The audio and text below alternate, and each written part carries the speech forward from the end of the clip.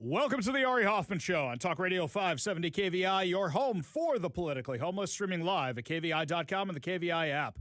Coming up this hour on the most dangerous show on the airwaves, the Seattle City Council voted on funding for trans refugees. They have any data to back up that we're having this issue? Also, Socialist lost, or did they last night? And will Democrats finally say, there's an issue with our voting system? But before we get to any of that, got some breaking news for you right now. Talk Radio 570 KVI. Breaking news on the Ari Hoffman Show. A recall petition has been filed against Seattle Socialist Mayor Katie Wilson. Now, before you get too excited, this thing has multiple legal hurdles to clear. Let's walk you through what it says. The document says it was filed by Melinda Jacobson and Dale Osterud. Those names sound familiar. Do we know these people? Not that I can recall offhand. We will have to look up who these people are. Quick, to the Google machine. No, we'll do that after the show. So both are listed at the same North Seattle address. They are saying that the reason she needs to be removed for office is, you need reasons, by the way. You can't just say somebody's dumb or somebody's incompetent. You actually have to have reasons. Number one, removal of Police Chief Sean Barnes. The petition alleges Wilson hastily forced Police Chief Sean Barnes to resign during an ongoing murder investigation. It argues that Barnes had stabilized the department, improved recruiting, engaged with the community. Okay, that's not entirely true, but sure, let's give it to them. I mean, he was incompetent, but also he was the fall guy for the Bite of Seattle response disaster. The filers claim his removal created turmoil, damaged public trust, and was fiscally irresponsible during a budget crisis. Okay, let's break this down a little bit. Created turmoil? Yeah, I guess you don't have enough officers in SPD. Now you're down one more. Damaged public trust? You think people in Seattle like the police department? I don't know about that. Fiscally irresponsible during a budget crisis. Yeah, paying out close to $750,000 to get rid of a guy. Yeah, I think that's fiscally irresponsible.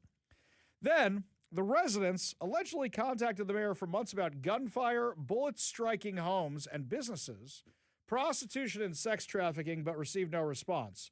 Oh, Kevin, this is interesting. You realize what this is. These are people who are dealing with the chaos up on Aurora, up in North Seattle. And they're mad that the mayor hasn't done anything about that. So they're saying, all right, we've had enough. This is our breaking point. Because it did say these people shared an address in North Seattle. Chinatown International District. What? Do they listen to the show, these people? Seems like they've got all my hot spots on here. Seems like they're really following along with all this. Melinda. And what was your name here? Melinda and Dale. If you are show listeners and you want to discuss your petition, give us a call, 206-421-5757. That's 206-421-5757. Their petition says residents and businesses in Chinatown and the International District repeatedly asked Wilson to address open-air drug market, drug use, and violent crime around 12th and Jackson. But the conditions, including shootings and stabbings, continued, and as we heard from our friend Andrea Suarez yesterday, they actually got a lot worse. Belltown and 3rd Avenue. Okay, these people for sure listen to my show. For sure. I think that's almost a guarantee, or they follow me on social media, or Jonathan Cho, or Andrea. It claims that Belltown and 3rd Avenue were cleaned up for the World Cup, but subsequently deteriorated. Oh, I guess we can't go to McStabby's anymore, Kevin. I guess that's just, not going to happen no more. With open drug activity, other crime, leaving residents and tourists afraid to visit. Oh, let's be real. The tourists don't know to go over there. They're not going over there.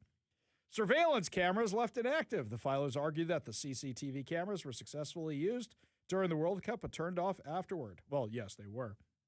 They say installed cameras in crime hotspots, including the Central District and Capitol Hill, remain inactive despite being budgeted, partially funded through a federal grant and requested by residents and businesses. So their basic point is that Wilson has failed to respond adequately and consistently to public safety problems across Seattle, particularly in North Aurora, the CID, Belltown, and downtown. Now, You can't fire somebody for being stupid. You can't arrest somebody for being stupid. If you could, I got a lot of people on my list that we should start with. How likely is this to succeed? Now, what's funny is when I heard that this thing was floating out there, I reached out to King County Elections, who had a copy of it. This thing came back like grease lightning. Kevin went walking by rising. I'm like, I literally emailed these guys 2 minutes ago, and look, I've got a whole write-up, and I've got the complaint, almost as if you guys were preparing for this. Hi, Ari. Thanks for reaching out. Attached is a copy of the recall charges filed with the filer's signatures redacted. And below is some info on the recall process and some local history. Hang on, Kevin. Information, I did not ask for that. I asked for the documents themselves. I said, can I please have the recall petition? It's almost like these people are so giddy, like, oh my God, we get to talk to the media and we get to recall her as soon as possible. I'm surprised they didn't send you like a video with the history of recalling mayors in the city of Seattle. They have it. They kind of have it, actually. You know what I'm surprised by? I'm more surprised they didn't say, Ari, if you want to file a recall petition, here is how you do it. So here's what it does. First, the recall charges undergo a technical review by the prosecuting attorney's office. This is where this particular recall effort is right now. If it meets technical requirements, the PAO writes ballot synopsis and files it with Superior Court, where a judge will decide if the charges meet the bar with malfeasance or misfeasance or a violation of the oath of office. If it passes both of those steps, then proponents have 180 days to gather signatures to qualify a recall election for the ballot. They would submit those signatures to King County Elections for verification. This is the next time we have an active role in this process. So you know what that means? Check back with us as soon as this happens, and we'll be in touch. Well, this is so helpful. If there are enough eligible signatures, we would then schedule the recall election, ideally by placing it on the ballot of an existing election, if there is one that falls within the legally required timeline. That happened with Shama Sawant, you might remember, when they had a recall against her. Most recall efforts don't make it past the legal steps to the petition phase, but of course some do and go out for signature gathering. The most recent recall to make it to ballot was in 2021 with the recall election of then Seattle City Council member Shama Sawant. Voters opted to retain Sawant in that election. The last time a Seattle mayoral recall made it to the ballot was 1975 with Mayor Wes Ullman, who ultimately won the recall election and retained his seat. The last time a recall effort was successful in King County was 2018 when Black Diamond Council member Patricia Pepper was recalled on February 13th, 2018 in a special election. Kevin, this is the most detailed request for comment I have ever gotten in my life. Here's the history, and here's how many times it happened, and wow, thank you, King County Elections, for being so thorough. I'm sure you weren't planning this in advance. I'm sure you just wrote this up. Hang on. Let's just do a quick thing here. Okay. I asked for this August 12th. When did I ask for this exactly? All right, that timestamp is not correct. So I asked for that at 2:25. They responded at 2:45. 20 minutes, and you have all this to me? Okay, did ChatGPT do this? No. You guys had this ready to go. Have you been asked a lot of questions by the rest of the media? Is that what it is? Does everybody want her gone? Are you guys giddy to get rid of her? Well, it sounds like the Seattle City Council is gearing up to get rid of her. So, yesterday, Seattle City Council member Deborah Juarez, who I cannot stand, I have nothing nice to say about. So it kills me that I have to give her kudos here. Kills me. Absolutely rips out my soul and stomps on it on the ground. But what happened was Katie Wilson's public safety people were before the council as part of this investigation into what happened. Let's figure out what happened. Well, is Katie Wilson anywhere? Has anybody seen Katie Wilson, by the way? Has anybody seen our socialist mayor anywhere? So what happens? You got this doozy of an explanation about why the press conference was delayed 5 hours.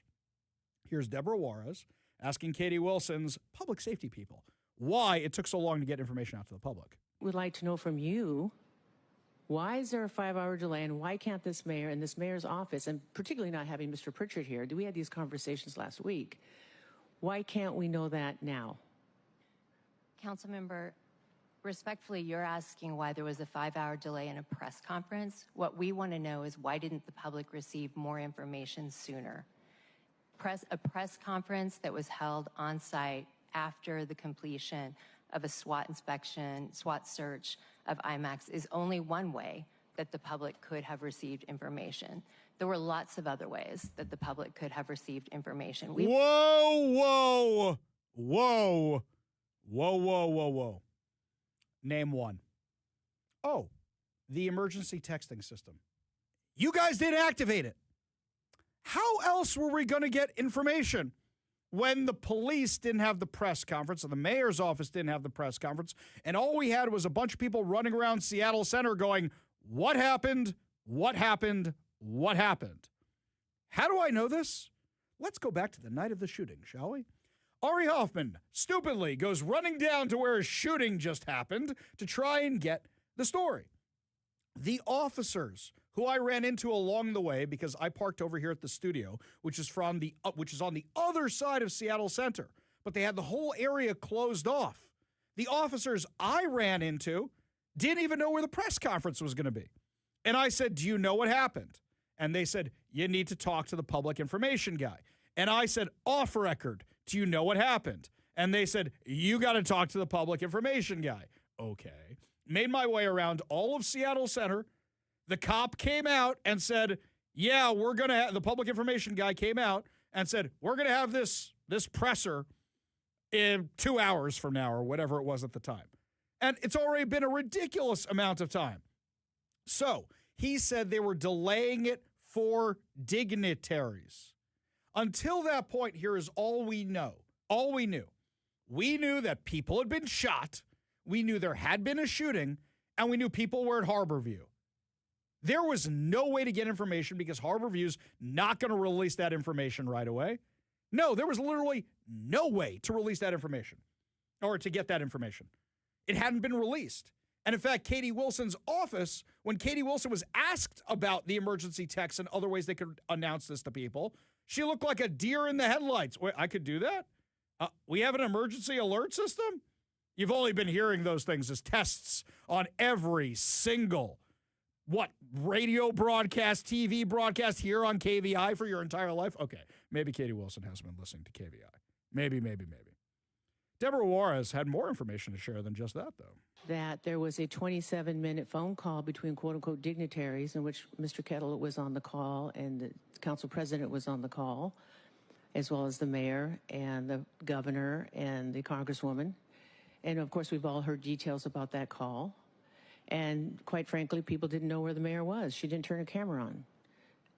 We don't even know why. I'm not trying to create some cloak and dagger, but if I were the mayor, I would have, back on July 26th and thereafter, been transparent and honest about this is when I learned of it. This is when I got the page that there was a shooting. This is what I did. This is how I responded. Instead of Chief Barnes was in Texas. Wait a minute. Can we go back there for a second? Hang on. Let's just go back to the beginning of that for a second. That there was a 27-minute phone call between quote-unquote dignitaries in which Mr. Kettle was on the call and the council president was on the call, as well as the mayor and the governor and the congresswoman. And, of course, we've all heard details about that call. And, quite frankly, people didn't know where the mayor was. She didn't turn her camera on. Okay, stop right there. In the Zoom era, sure, people are in the bathroom when they take an important call and you don't want to turn on your camera, or they have it on mute, or who knows what. 27 minutes? Okay, maybe you need to see a doctor about your bowel movements if this was a bathroom issue. This wasn't a bathroom issue. 27 minutes, you don't turn on your camera? You don't chime in? Yeah, that sounds good. Okay. Hey, guys, I'm driving. I'll call you back. Hey, can we bump this for 20 minutes? Any of that? Nothing? Everybody's been on Zoom in the COVID era. So normally when you can't talk or something, you just delay the press or you sit there with the camera off. Okay, a lot of people know what's going on right now. You're not actually where you should be, and you don't want anybody on the call to actually know that. or you're somewhere you shouldn't be, and you don't want anybody on the call to know that. Or maybe you're just a dum-dum and have nothing to say, but there's a massive shooting at a massive event at a major tourist attraction in your city, and you don't even say anything? I filed a public disclosure request for that Zoom call. What do you want to bet it comes back to me? No responsive requests. Because we don't have any records because we didn't record the Zoom call. What do you want to bet? Katie Wilson is completely out to lunch. Do you remember later in Parks and Rec, the TV show? Ben and April go to work for a congressman. Kevin shaking his head. Did you not watch Parks and Rec? It's okay. All right. It's a great show. Anyway, Ben and April go to work for a congressman. And the congressman just talks to people when they come up to him. And aside from that, stares at a wall in his office all day smiling. That's all he does. And they think he's a robot or something. And they realize he's just staring at the wall and smiling all day. And he just says benign things like, you stay cool. It's a hot one out there. That's all he says. I don't even think Katie Wilson's up to that par for that dude. There are dead people. We still don't even know if the suspect, who the suspects are, what they look like. In fact, this is Councilmember Rob Saka grilling the new interim police chief about what happened. Is there a killer on the loose? Yes or no? Speaking with my detectives this morning, we're combing through some warrants and looking at some things. We still have to comb through some video surveillance that was there. I can't say yes or no. There is a possibility, and I think we're getting to the end of that. Okay, 2 guns are missing. You said last week that there were multiple shooters. And now you don't even know if there's one? All the bullets that were fired came from guns that were not found at the crime scene. Yes, there are other shooters on the loose. So why don't you know who they are? Why haven't you released a description yet? Once we get the evidence that we need from our detectives, looking at the video, looking at some social media things, I think we'll have a better response and a better idea if there's actual killer on the loose right now. Didn't investigators speak with, interview dozens of people who are around there, including the victims, that could have firsthand knowledge of whether or not, of how many shooters there were? In traumatic events, sometimes when you're a witness, some things may be not as true as you think they may be because you're in a traumatic event. That's not untrue, by the way, but what about, I don't know, cameras? So once again, like I spoke at the first press conference, I don't want to say a person in a green, purple, yellow shirt is the person that we're going to arrest, and we make an arrest, and that is not the person that was there because they're... Kevin, you're off the hook. You're not wearing a green, yellow, or purple shirt today. Wow. Great description. Purple and a green, yellow, or purple shirt. Amazing. There's thousands of people that were running from that scene at that time. I think the public does deserve to know whether a killer is on the loose or not, or a potential or suspected killer. Frame it, couch it in whatever sort of qualifying terminology you want. That is baseline information that the public deserves to know. If there was another shooter, a potential shooter, whatever, choose your preferred framing. Can you provide a description of this person or persons? We can't give a description, but I will say there's a potential shooter out there. There's potential people that we're looking for. Once again, I don't want to mischaracter someone, and then next you know, there's other things that come with that when we're saying this is the person and that is not the person. We want to be accurate. Too many times, I know people don't like this response, but too much in policing in this world, there have been injustices of people being arrested, little to no information. We want 100% accuracy when we make an arrest. Is there video footage of what happened? Maybe look for the person holding the gun. That's a real toughie right there. Really, this is really, really hard police work here. If we have to make an arrest. Again, frame it however you want or you need. Person of interest, that's not too condemning. Legitimate investigators want to talk with someone who may or may not have information. So my expectation for the department is that you be as transparent as possible on that fact. I'm trying to be as transparent as possible without losing the integrity of the investigation. As much as I want to give all the information that we have, at the same time, though, we have to understand that when the information is put out there and it either going to help us, that suspect, person of interest, may get that information, because let's face it, they do watch the news because they have to be ahead of what we're doing. It gives them an opportunity to leave this area. And then now we're going searching throughout this country for this individual. Whoa! You don't think they left already? Was it been 3 weeks since the shooting? 5 hours? You let go by the day of the shooting from the press conference? They could have been in Vancouver by then. They could have been in Portland by then. They could have been on a plane anywhere by then. You think they're not long gone already? I believe once these search warrants are signed, we collect the information, we identify the person of interest or the potential suspects, the community here in Seattle will get that information. Wow, so glad Katie Wilson fired the last incompetent police chief so we can get this incompetent police chief who also lives in the Midwest. Wow, real change of the status quo here. Now, am I excited about this recall? Is it fodder for the radio and for my show? Absolutely. Is it likely to go anywhere? No. Unfortunately, being stupid is not a reason to remove anybody from office, or we have a really long list of that. Being incompetent, not a reason to remove somebody from office, because we got a really long list of that, especially in the Seattle mayor's office and other places. So do I think this is going to go anywhere? Unlikely. Do I want it to go somewhere? Absolutely. But it doesn't change the fact that as much fun as it is to cover a recall, we still do not have a description of the suspect or suspects that have been on the run since July 26th. It is now August 12th. They could literally be anywhere in the world right now. They could be hiking up to that temple on top of the mountain in Batman Begins right now. They could be that long gone, and we'll never find them because of the incompetence of the entire city of Seattle leadership. That's where we're at right now. And not a single recall is going to fix that. That wasn't the only craziness at the Seattle City Council chambers yesterday. When we come back, Seattle City Council decided to finally vote on giving the money to the trans refugees. We'll tell you how it came out when we come back. You're listening to the Ari Hoffman Show.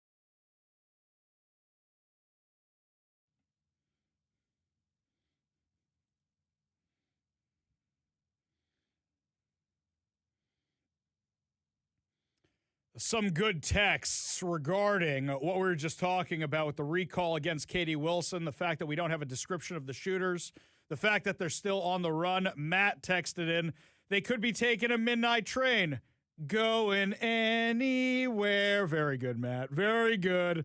Might be text of the day. Floyd, the truck driver, says, you know exactly what the shooters look like. If they were white, we would have known who they were minutes after it happened. I'm not sure I agree with you, Floyd. If they were white wrapped in a Trump flag with a MAGA hat, actually, you know what? You don't even need the Trump flag. You just need the MAGA hat. Then we would know who they are right away. White necessarily? I don't know if they would do that necessarily just for that. But yes, you do have an interesting point there. We do know that the Seattle City Council loves to virtue signal. So yesterday, they unanimously approved $300,000 in funding for a trans refugee crisis, of which there is no evidence it exists at all.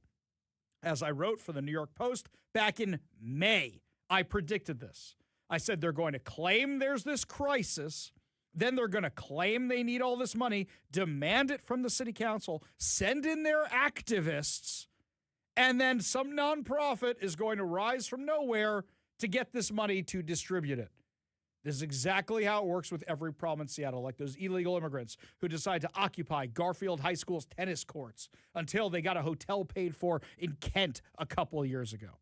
Now, our friend Brandy Cruz was actually down at the Seattle City Council meeting, and while she was down there, she said the place wasn't safe. Maybe now we know why Joy Hollingsworth, council president, was asking for cops down there, because you get riffraff like this dude.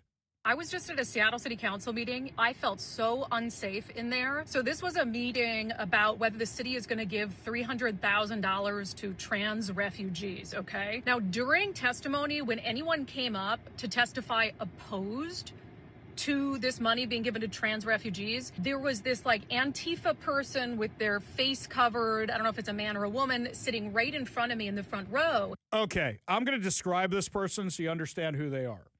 A huskier individual who you cannot tell if they need a bra or the bro. I'll just put that out there for a second. If you understand Seinfeld, you know where I'm going at with that one. They're wearing a baklava face covering, and they've got a ponytail sticking out the back, and they've got glasses. Oh, ponytail and glasses. Yeah. I do not know. It's Pat. This person is Pat, like the old Saturday Night Live skit. That's what it is. We don't know the gender. And they would mutter things to them under their breath, and then they would stare them down and take close-up pictures of their faces after they testified. I mean, it was so creepy. And then a group of women who had shown up, and Ari, who's a male detransitioner, got up to leave, and I was leaving at the same time. And that's when that same Antifa-type person got up and followed them out, and then attempted to follow them out of Seattle City Hall. So I intervened at that point. I asked security to step in. I even got on the phone briefly to 911 because I'm like, this person was so scary during the meeting. I thought they probably have a gun or something. They had a bag. There's no bag checks in Seattle council chambers. And so I initially called police. Then security said they'd walk these women, the anti-spending money on trans refugees women, to their car along with Ari. But I mean, this person was unhinged. Okay. So, first of all, you've got this weird lunatic in there. But also, when Ari, who we've had on the show before, who's a detransitioner, after Ari was done testifying, they had people heckling him and you name it. It is not a safe place. It is not safe there. So tell me again about the oh-so-tolerant Seattle. So I'll make sure I got this right. The trans people claim they're refugees from violence. They claim they're being murdered and rounded up around the country, which isn't happening. They claim they can go to jail for the rest of their lives for using the wrong bathroom. Not true. They claim they're being persecuted. And yet anybody who testified spending $300,000 without any evidence to back it up whatsoever, they're being ridiculed, they're being followed, they're being photographed, they're being doxxed, they're being heckled. Yeah, tell me again about the oh-so-tolerant trans movement. We go to the KVI studio line, take a call from Stilgar in Linwood. Stilgar, what's going on? Oh, Ari, man, as a person that works hard for a living and does what I can to stay on the correct side of everything, it gets my hackles up every time I hear about somebody who's like this mayor and this police chief. It's like, can we just fire somebody? Like, is the police chief fired? Well, he might be fired, but he tendered his resignation. He's going to get 2 years of severance. It's like, no, if he's fired for cause, just give him whatever his last paycheck is and kick him out the door. Well, you're breaking up there, Stilgar. You're breaking up. You're a little muffled there, Stilgar. But yeah, that's the thing. Why did we have to pay almost $750,000 because Katie Wilson needed a fall guy? Not that this guy was so great. But you know what? I think I should sign up to be police chief. Even if I get fired a year from now or something, totally worth it because I get the severance package. Maybe I won't get it because I'm white. Stilgar, appreciate the call. Appreciate you being part of the show. You want to be part of the show, you give us a call or text at 206-421-5757. That's 206-421-5757.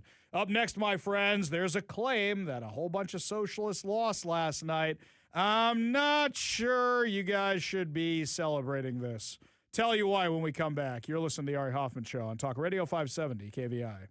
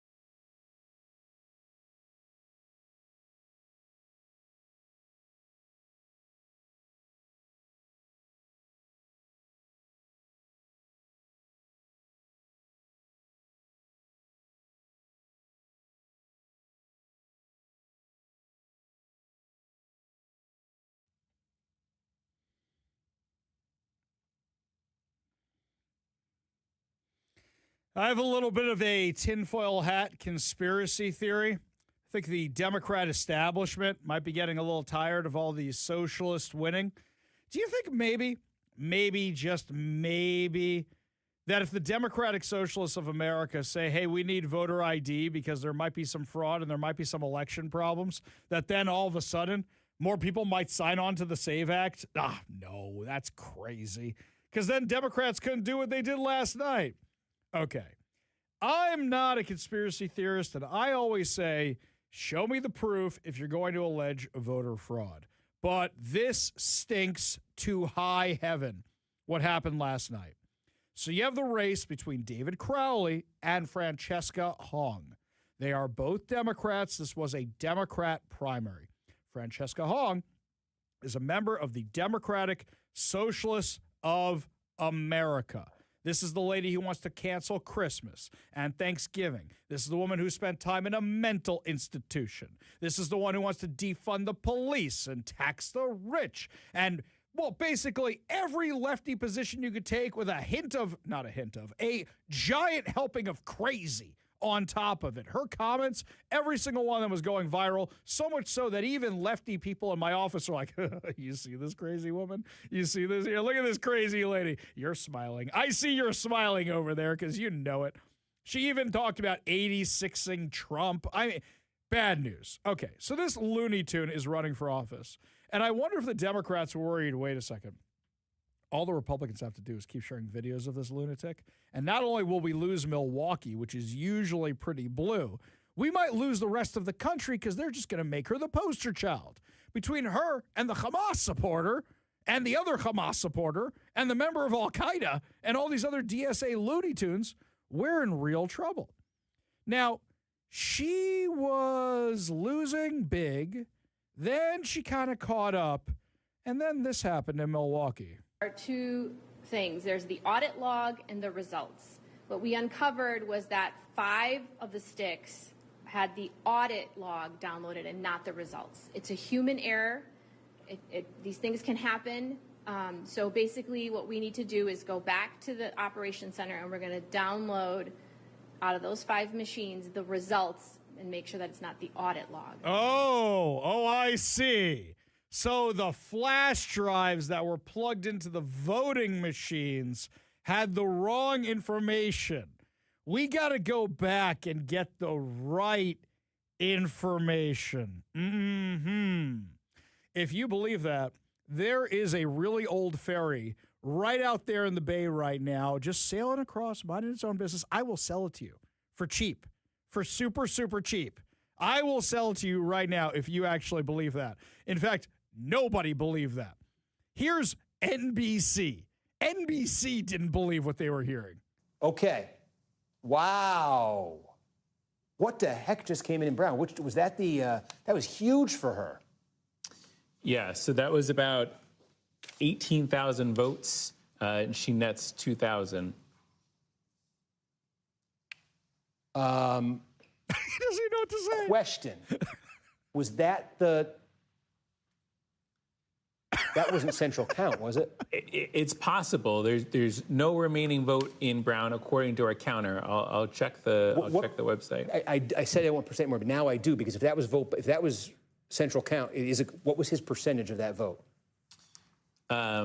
Let's take a look.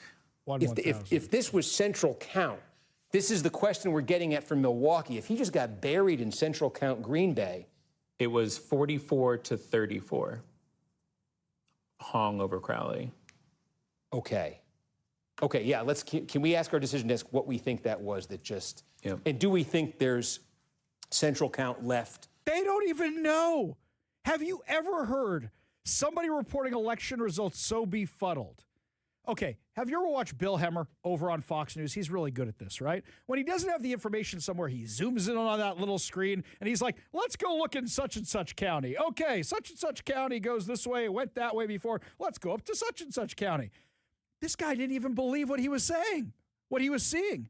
It gets way worse. This was his reaction when he heard they were going back for their voting sticks from the machines. Yeah, and I'm just reading the closed captioning, and so I don't have the fullest grasp of this, but it appears there were some irregularities in the reporting process, so I think they have to go back to the city location and do some work there, and then potentially kind of restart that process. That's what I'm gathering from the city right now. Karnacki's standing there with his mouth wide open. Literally wide open. Agape, you might say. So we're back to square one on this. Potentially, and she's going through the... Okay. My friends, I don't think you should watch them for election night coverage, but even NBC cannot comprehend what they are seeing with either the incompetence or the fraud we all saw happen in real time last night. Absolutely crazy.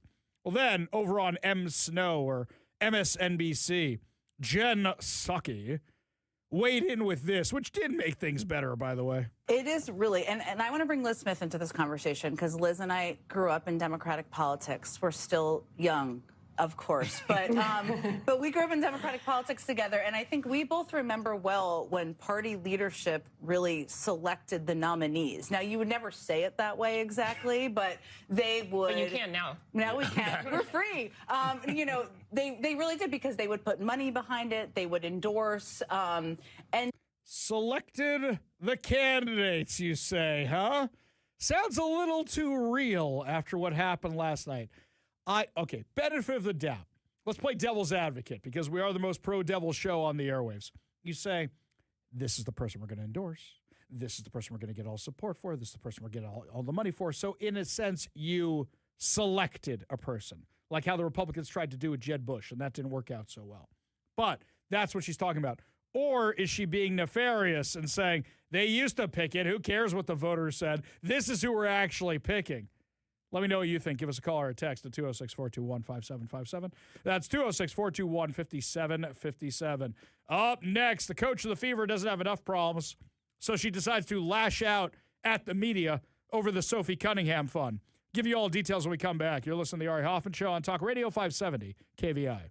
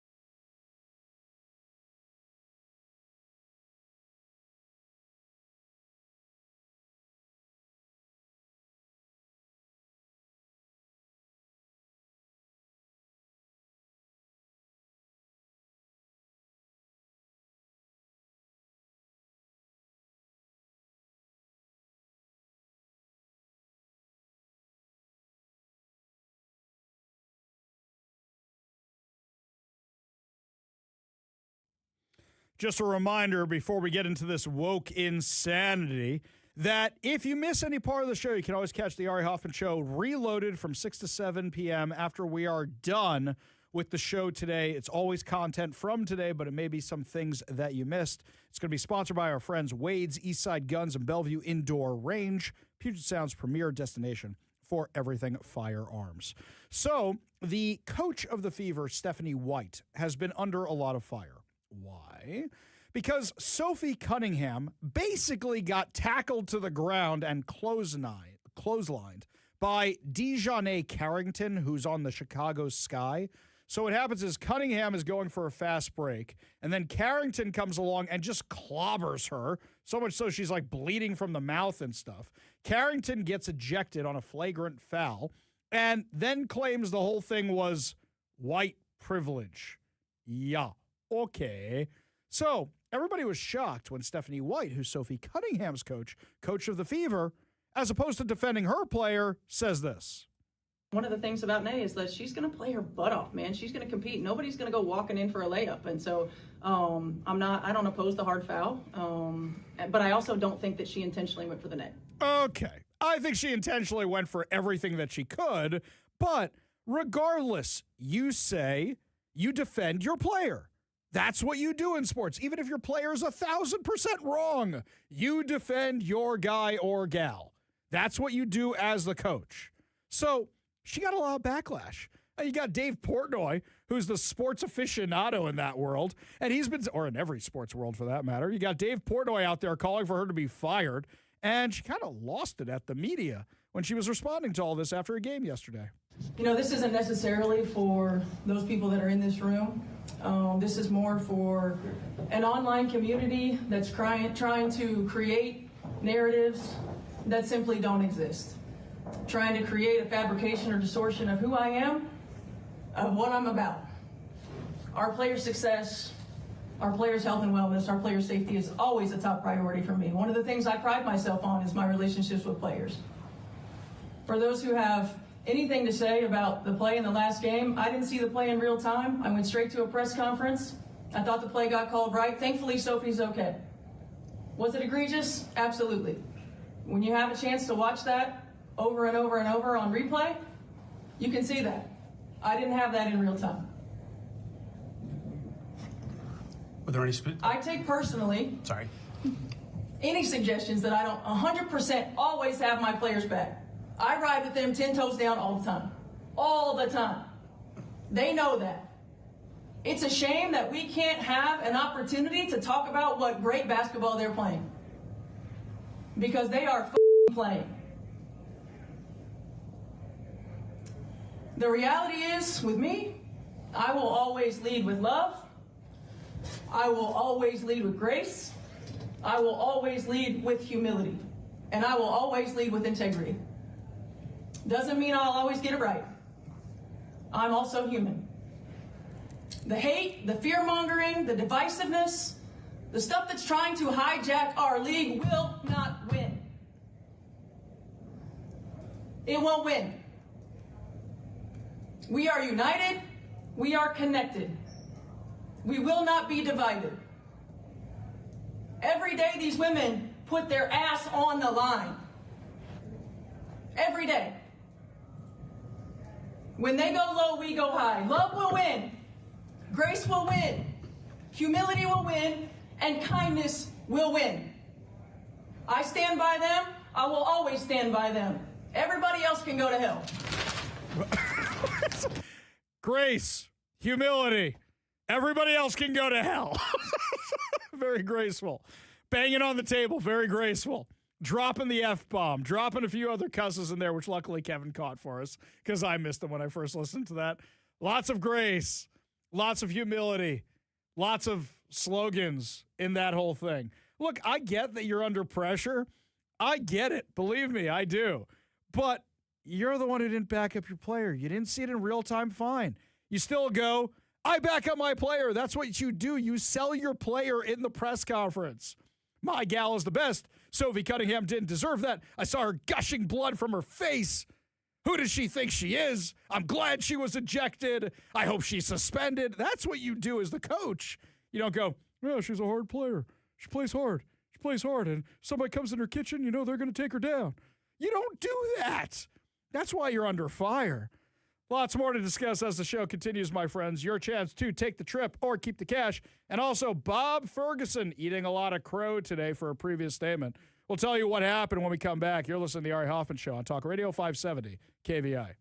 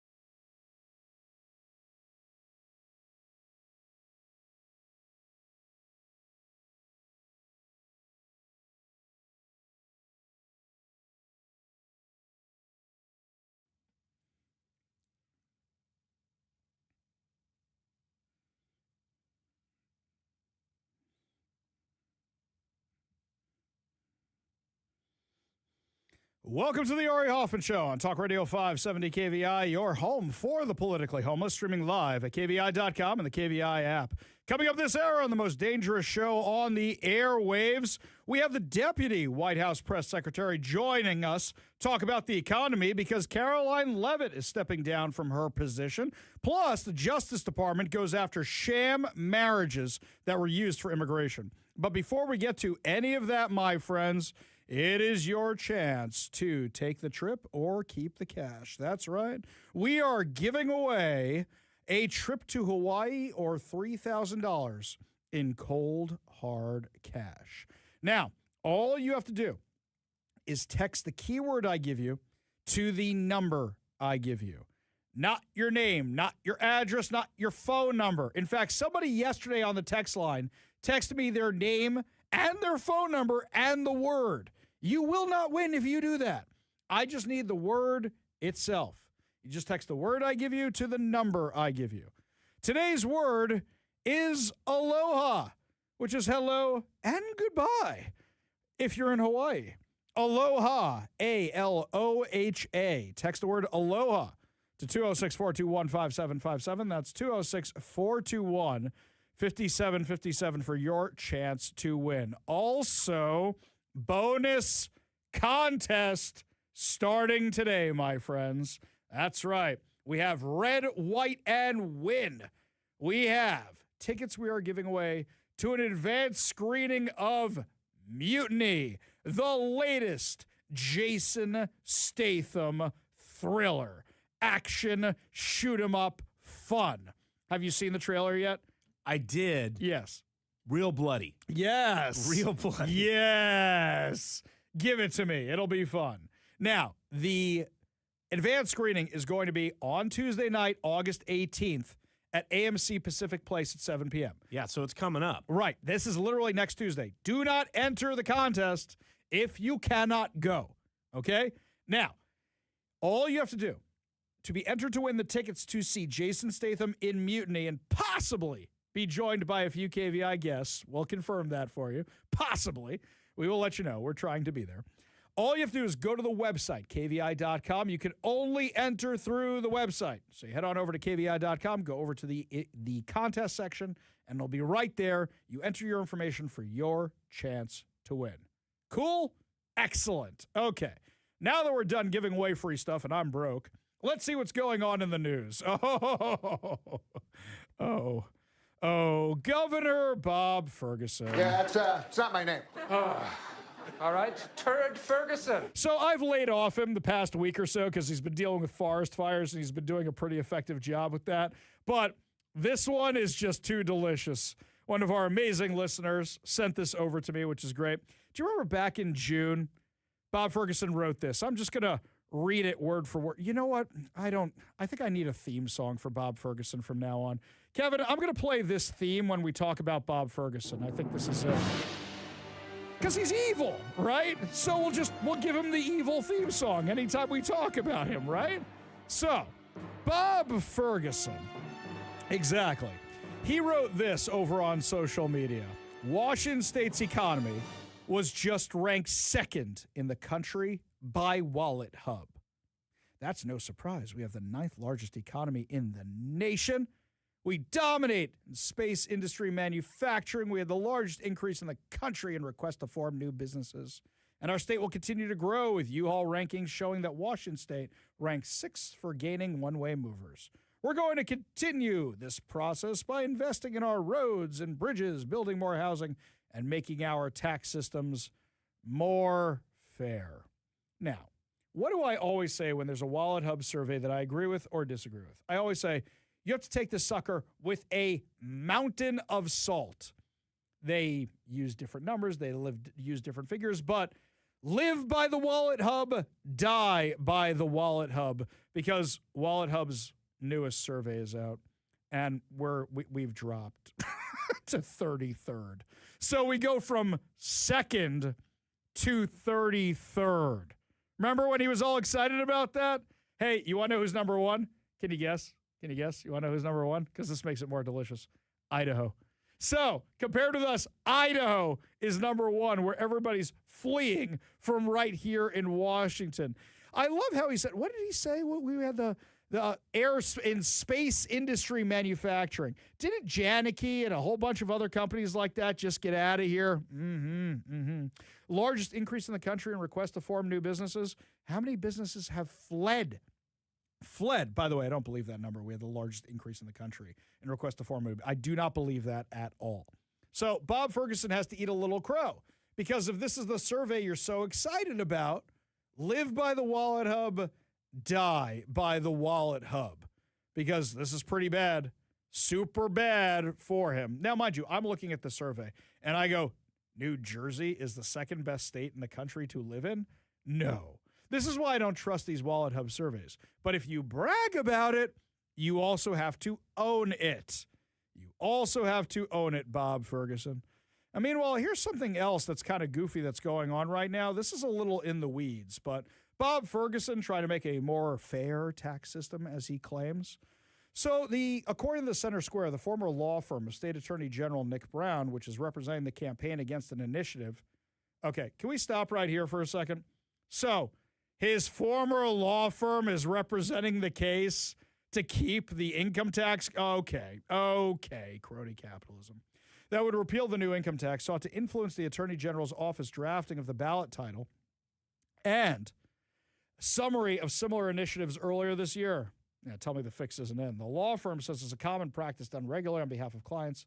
But Citizens Against Action Defense Fund Executive Director Jackson Maynard, who also happens to be my attorney, whose group is a plaintiff in the lawsuit against the tax, told the Center Square the concern here is cronyism. In what capacity is this law firm acting? Under Washington state law, ballot titles and summaries are written by the Attorney General's office. Numerous initiatives approved by voters have later been struck down in court after the titles were found to be invalid, including Initiative 976 in 2019 and Initiative 20666 in 2024. In the letters obtained by the Center Square, sent March 20th and April 6th, Pacifica partners Paul Lawrence and Kai Smith wrote to provide input on the ballot titles and ballot measure summaries for initiatives that would repeal the recently passed income tax on high earners. So the Attorney General's former firm is now working with the Attorney General to keep the income tax. Who's paying the billable hours, I wonder? Quote, Washington's just one of 9 states that do not have an income tax, and economists have consistently ranked the state's tax system, which relies on sales and business taxes, as among the most regressive in the country. Okay. Now, let me ask you a question. If it's so regressive, how come you keep making it more regressive? You keep adding more regressive taxes. You keep increasing sales tax. Seattle voters literally just did it to themselves. You keep increasing business taxes. So you're making it more regressive, using your own words there. Senate Bill 5346, which was sponsored by Senator Jamie Peterson, imposes a 9.9% income tax with an exemption clause for anyone making less than $1 million annually. The state will start receiving revenue from the tax in 2029 if it isn't repealed. And we know that with the amount of people leaving and the amount of money that Washington state needs, very, very quickly this is going to become a tax on everybody.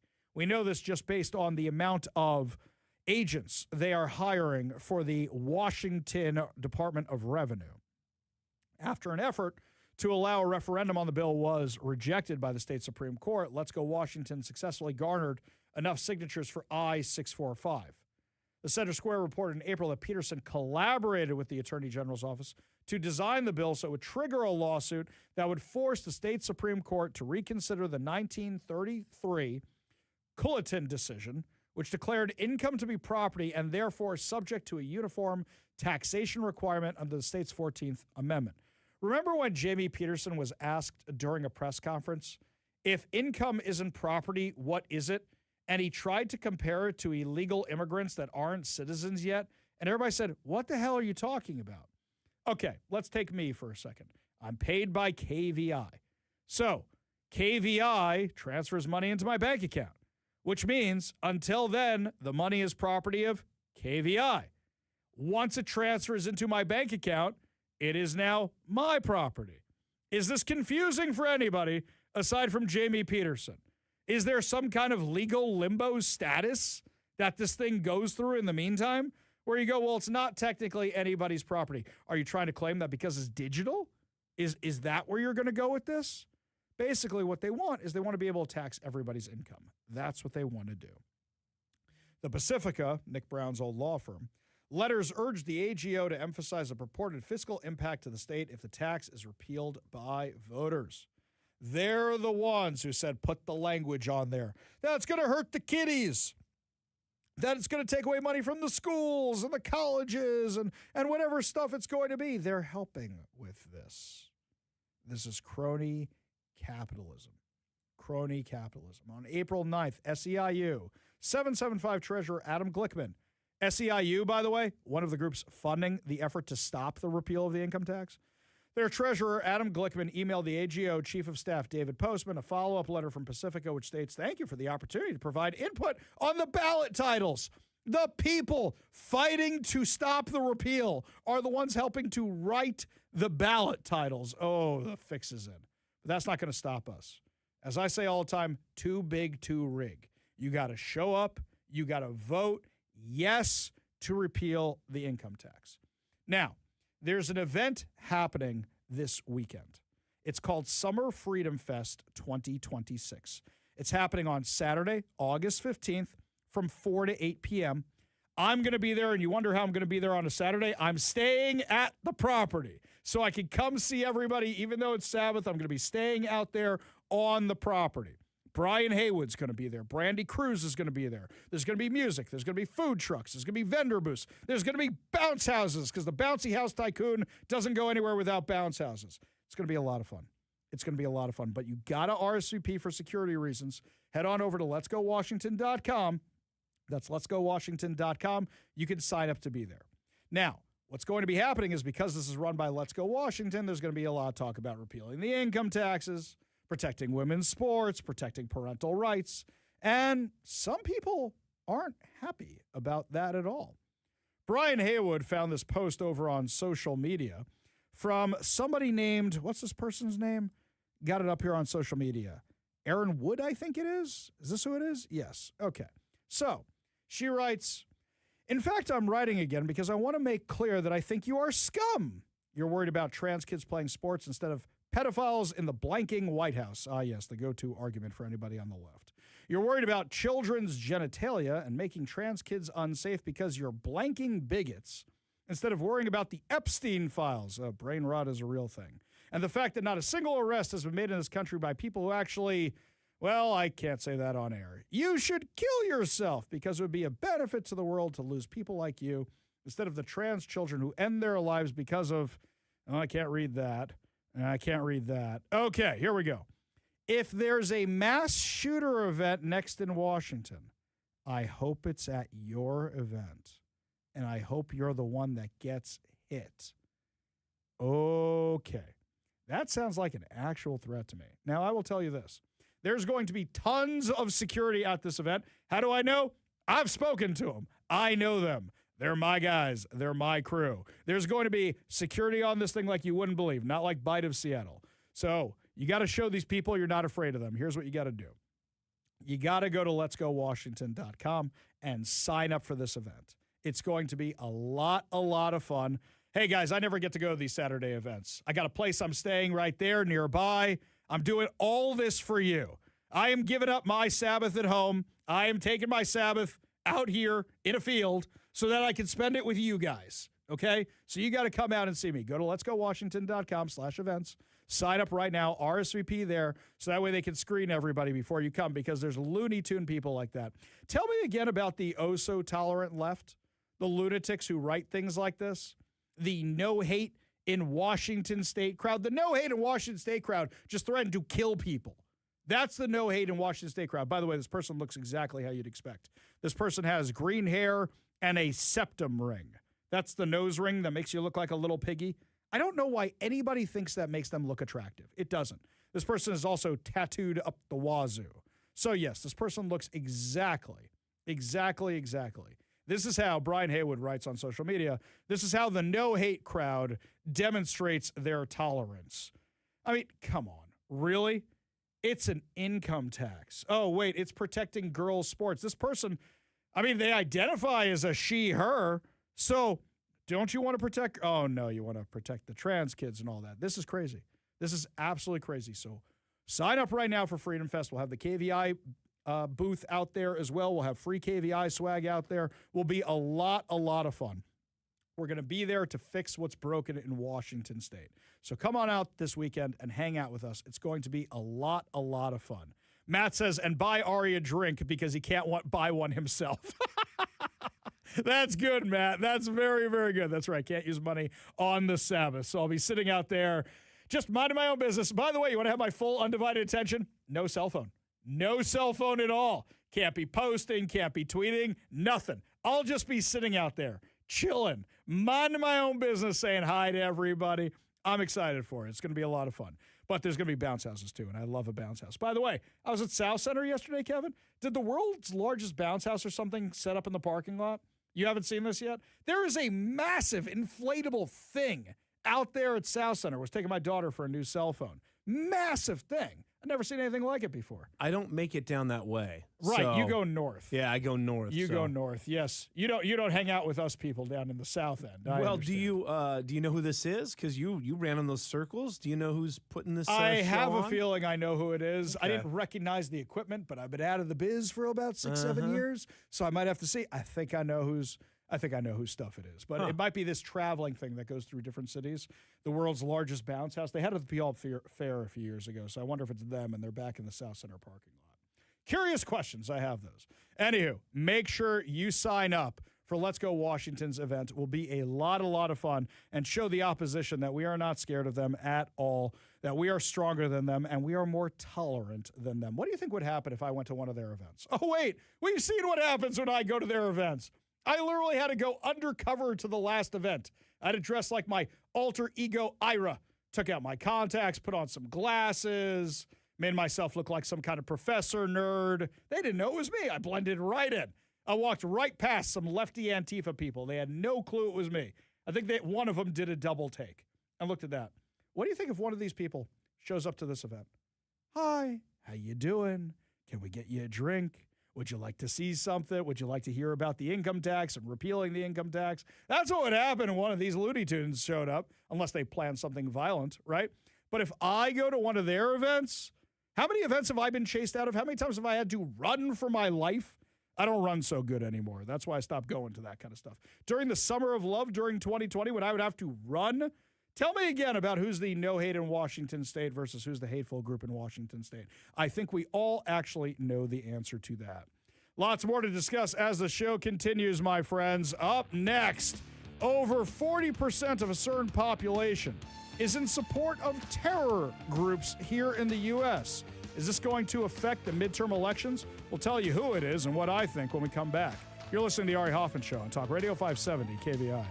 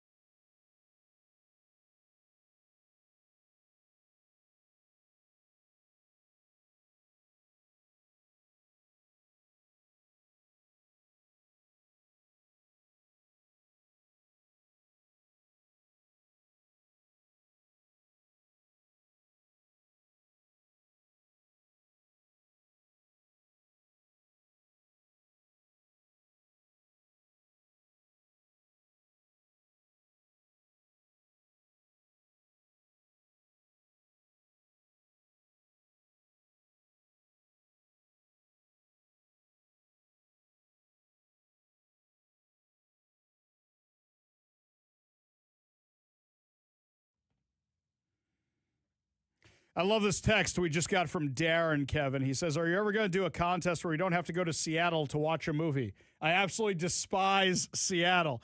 Darren, unfortunately, we do not get to pick where the movie is.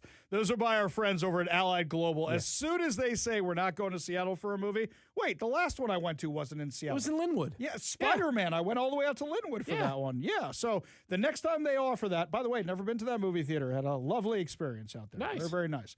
But yeah, we just do what they give us, man. We can't control that. But if people are asking for movies elsewhere, maybe that's an opportunity. Something to think about with some of our partners out there. Remember, if you want to be entered to win tickets to Mutiny, starring Jason Statham, head on over to KVI.com. That's KVI.com for your chance to win. Head on over to the contest page, and you can enter over there. Well, yesterday, you had a lot of the so-called mainstream Democrats taking a victory lap on the fact that Francesca Hong, the Looney Tune who is running for Wisconsin governor, didn't win. Actually, I'm going to reach out to our friend Dan O'Donnell, who does what I do out in Wisconsin, and see if he has any insight for us on the voter fraud. Sorry, not voter fraud. On the voter inconsistencies that were in Wisconsin last night, because they weren't fraud in any way, shape, or form. But apparently, a lot of people on the left have had enough with the far left. Joe Scarborough. Hang on. Is he in my little black book of the right-wing media? Hang on a second here. Let me open this up. Who do I got in here? Let's see. There's a lot less people than there used to be. I got a lot of these people are now on the left. Yeah, he is definitely not my little black book of the right-wing media conspiracy. All I got left is like me and Ben Shapiro. That's about it right now. Okay, so anywho, Joe Scarborough was really going off on the whole Hassan Piker brigade. This is what he said this morning on Morning Joe. But please, I don't need people telling me, oh, you have to just turn a blind eye to people saying that women getting raped on October 7th didn't matter in the grand scheme of things. No, Americans aren't going to support that. This is not about me.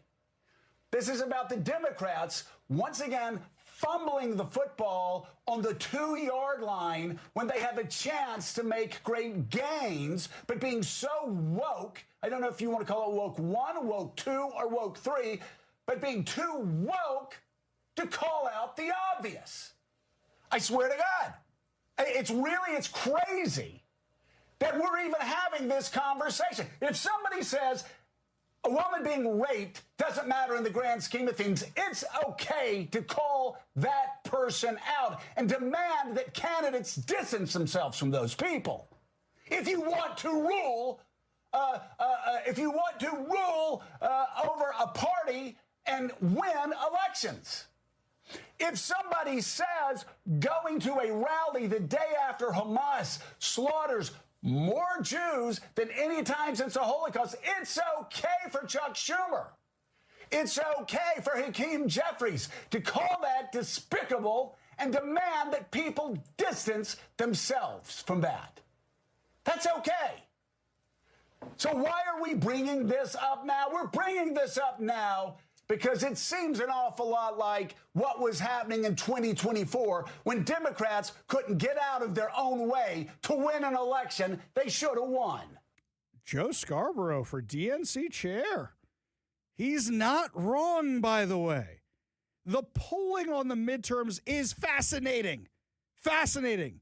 Because as much as people don't like the Republicans or Donald Trump or anything else right now, they think the Democrats are even more crazy. I might be bold enough to say right now the midterms are a toss-up. And you know why the midterms are a toss-up? Because the Democrats, as Joe Scarborough's, I can't believe I'm quoting Joe Scarborough. I can't believe I'm doing it. The Joe Scarboroughs, the Democrats can't get out of their own way. He's exactly right. They're backing these extremist positions, releasing their own platform. They figured because Mamdani had a few wins, that's going to help them. As we're seeing, Al-Sayed, Abdul Rahman El-Sayed out in Michigan, that was a 1-point difference. I think the moderate Dems, whatever's left of them, are finally waking up and saying, no, we're drawing the line. Look what happened here in Washington. In Washington, the same thing happened. On our primary night, big gains for the Blues. There's a lot of races that don't even have Republicans in them because they got knocked out. But the Democrat that's in the lead, are usually the less crazy ones. Now, mind you, the DSA has some crazy things in their platform. Let's not forget this clip when the DSA co-chair, Megan Romer, said this is what their platform includes. Fox asked her, and she confirmed all of it. So we're going to put up on the screen a few of the things that are part of your platform, and I want to ask you, just give me sort of a true or false on these. Abolish the Senate. True. Okay. Replace the presidency and Supreme Court as we now know them. Yep. Abolish ICE. Absolutely. Abolish borders and give amnesty to anyone currently in the U.S. illegally. As a long-term plan, yep. Defund the Pentagon. Absolutely. Abolish prisons, at least in large part. Yeah, again, that as part of a long-term program, yeah. Okay, so no prisons. Government or public ownership of most large corporations. Yeah, absolutely. Prosecuting American and Israeli officials, too. This same woman in another interview said October 7th was inevitable. Inevitable, and justified it. Daria Lisa Avila Chevalier recently won a primary election in New York City and is almost sure to win the general election. She attended an October 8th pro-Palestinian, pro-Hamas rally, which many people saw as a justification of the October 7th attack. And some of her tweets have been extremely ugly on this score and on others. Do you fully support her in all these activities and what she's had to say? I think Daria Lisa can speak for herself, certainly, and I think she's apologized for some pieces of that and has been not for quite attending that rally. Unapologetic about other pieces of that. And do you support her yourself in that? Yeah, I do. Why? Because in other words, you would have gone to that rally had you been able. That's a good question. I probably would have. Yeah. I don't live in New York City, so I wouldn't have. One day after the slaughter of 1,200 people and taking of over 200 hostages, you would have come and rallied behind Hamas. I think that October 7th was largely inevitable. If you put people in an open... Okay, whoa, you lunatics. This is why Joe Scarborough is mad. Because they're saying dumb things like that. And when you say, yeah, we like them terrorist groups, let's go along with them terrorist groups, then you have issues. Like this one here. According to Pew Research is one of the most unbiased survey groups in the country. So I was ripping Wallet Hub before. I love Pew Research. So I live by Pew Research. I die by Pew Research. Pew Research, nearly half of Muslim Americans have a favorable view of the terrorist group Hamas. That's what we're looking at right now. And the Democrats are trying to get certain groups of the Muslims to vote for them. So they're embracing this insanity. You have an ideological capture where the same party that says we support trans and we support gays and we support this and we support that, all people would be executed in Gaza. All people would be executed in Iran. Now they support Hamas. Now they support Iran. They are so desperate to win, they're embracing the full-on crazy left of their party. And Joe Scarborough is right. This is probably going to cost them votes. Now, I'm not saying this is going to save the GOP. I am very, very concerned about losing the House. I'm very, very concerned about losing the Senate. But I think that if the Democrats are expecting massive wins, if they don't get them, this is going to be the reason why. Because a lot of the normies are going to show up and say, nope. I'm drawing the line right here. Let me know if you agree or disagree with me. Give me a call or a text at 206-421-5757. That's 206-421-5757. As James Carville says, it's the economy, stupid. Up next, we're going to discuss the economy with the Deputy White House Press Secretary. Some latest inflation numbers are out. Are they good or bad for Trump and the Republicans? We'll give you all the details when we come back. You're listening to the Ari Hoffman Show on Talk Radio 570 KVI.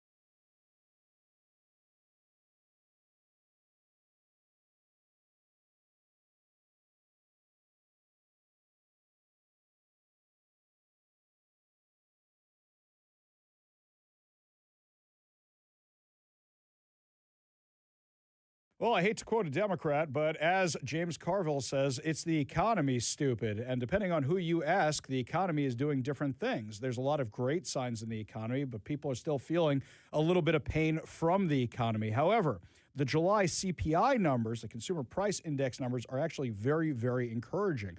Joining us now to break it all down on the KVI studio line, Special Assistant to the President, White House Senior Deputy Press Secretary Kush Desai. Thank you so much for being with us today. Thanks for having me on. It's been a long time since we had you on. So glad to have you back. So tell us what you're seeing in these numbers. For sure. I think we're looking at a very solid CPI report. Number one, we're not seeing any broad spillover effects from the volatility we've seen as a result of the situation in Iran. Core CPI remains cool and almost near the Fed's 2% target rate. And in fact, when you look at, when you zero in specifically in the last 3 months and annualize that, we're looking at core inflation that's trending well below the Fed's 2% target rate. But I think more importantly is that when you take a closer look at some of the specific line items here, we're seeing continued evidence that the president's economic agenda is delivering. We saw prescription drug prices continuing to precipitously decline. We saw beef prices actually decline for the first time in months. We see auto insurance come down thanks to the president's push to deport illegal aliens off of our streets. And we're seeing other household essentials such as eggs and dairy and other grocery items remain lower than they were a year ago. So overall, we're seeing lots of good signs here that the president's economic agenda continues to deliver. I think we're having some problems in blue states like out here in Washington where the Democrats have slapped things with so many taxes that even when prices go down, they don't really go down. I mean, Washington's gas tax is now making us the second highest, sometimes the highest gas prices in the entire U.S. So how do you guys get the messaging out that the economic plan is working when so many people are feeling the pain from the Democrats' policies? That's exactly right. There's a very strong dichotomy here between red states and blue states where prices across the board are consistently lower in red states versus blue states. And you mentioned gas taxes, but it goes beyond just gas taxes.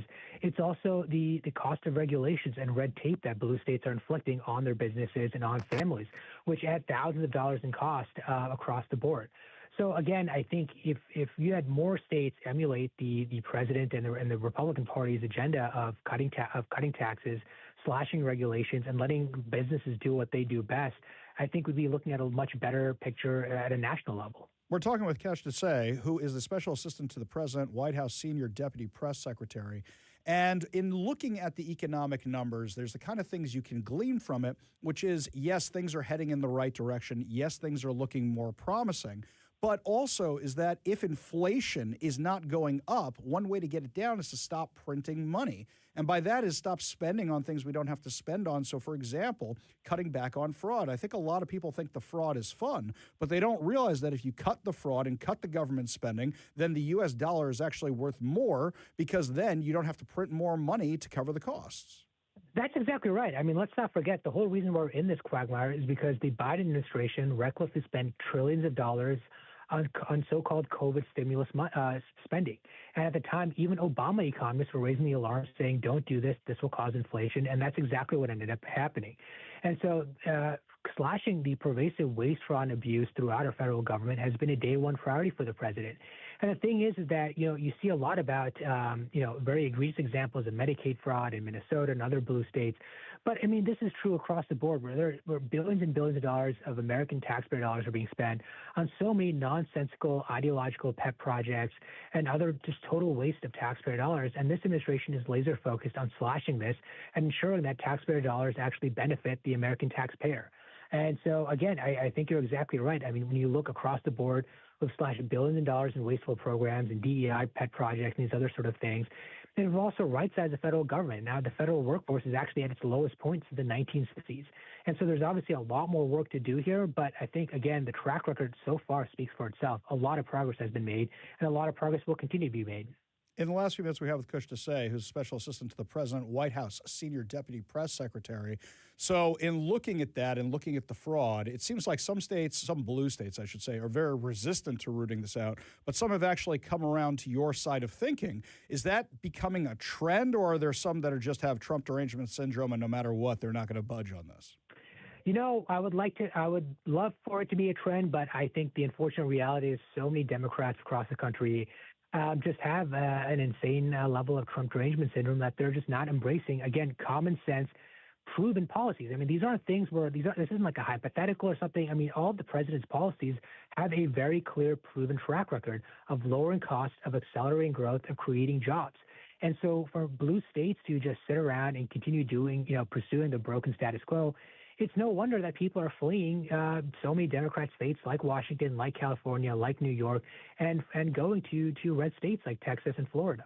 Yeah, and that seems to be the trend. In fact, that's a conversation I have with people all the time. But I will remind anybody who's considering leaving is that the Democrats aren't just giving up because it's a red state. They're trying to infiltrate all the states right now. Kush Desai, Special Assistant to the President, White House Senior Deputy Press Secretary, thank you so much for joining us today. Really do appreciate it. Of course. Thanks for having me on. Always a pleasure. We got a whole lot more to discuss as the show continues. You're listening to The Ari Hoffman Show on Talk Radio 570 KVI.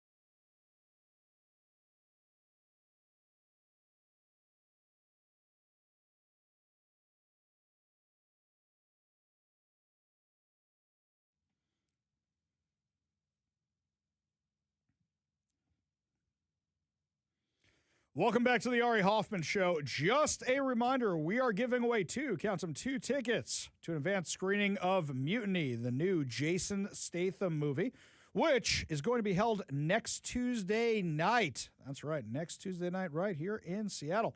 So, my friends, if you want to win these tickets, head on over to kvi.com right now and enter your information over on the contest page for your chance to win. Now, I think we're winning with our new Attorney General already. Todd Blanche, the new Attorney General of the United States and the Department of Justice, announced huge charges today against 11 individuals for overseeing an extensive, decades-long marriage fraud scheme. Oh, it's not happening. It's not happening. Here's the AG.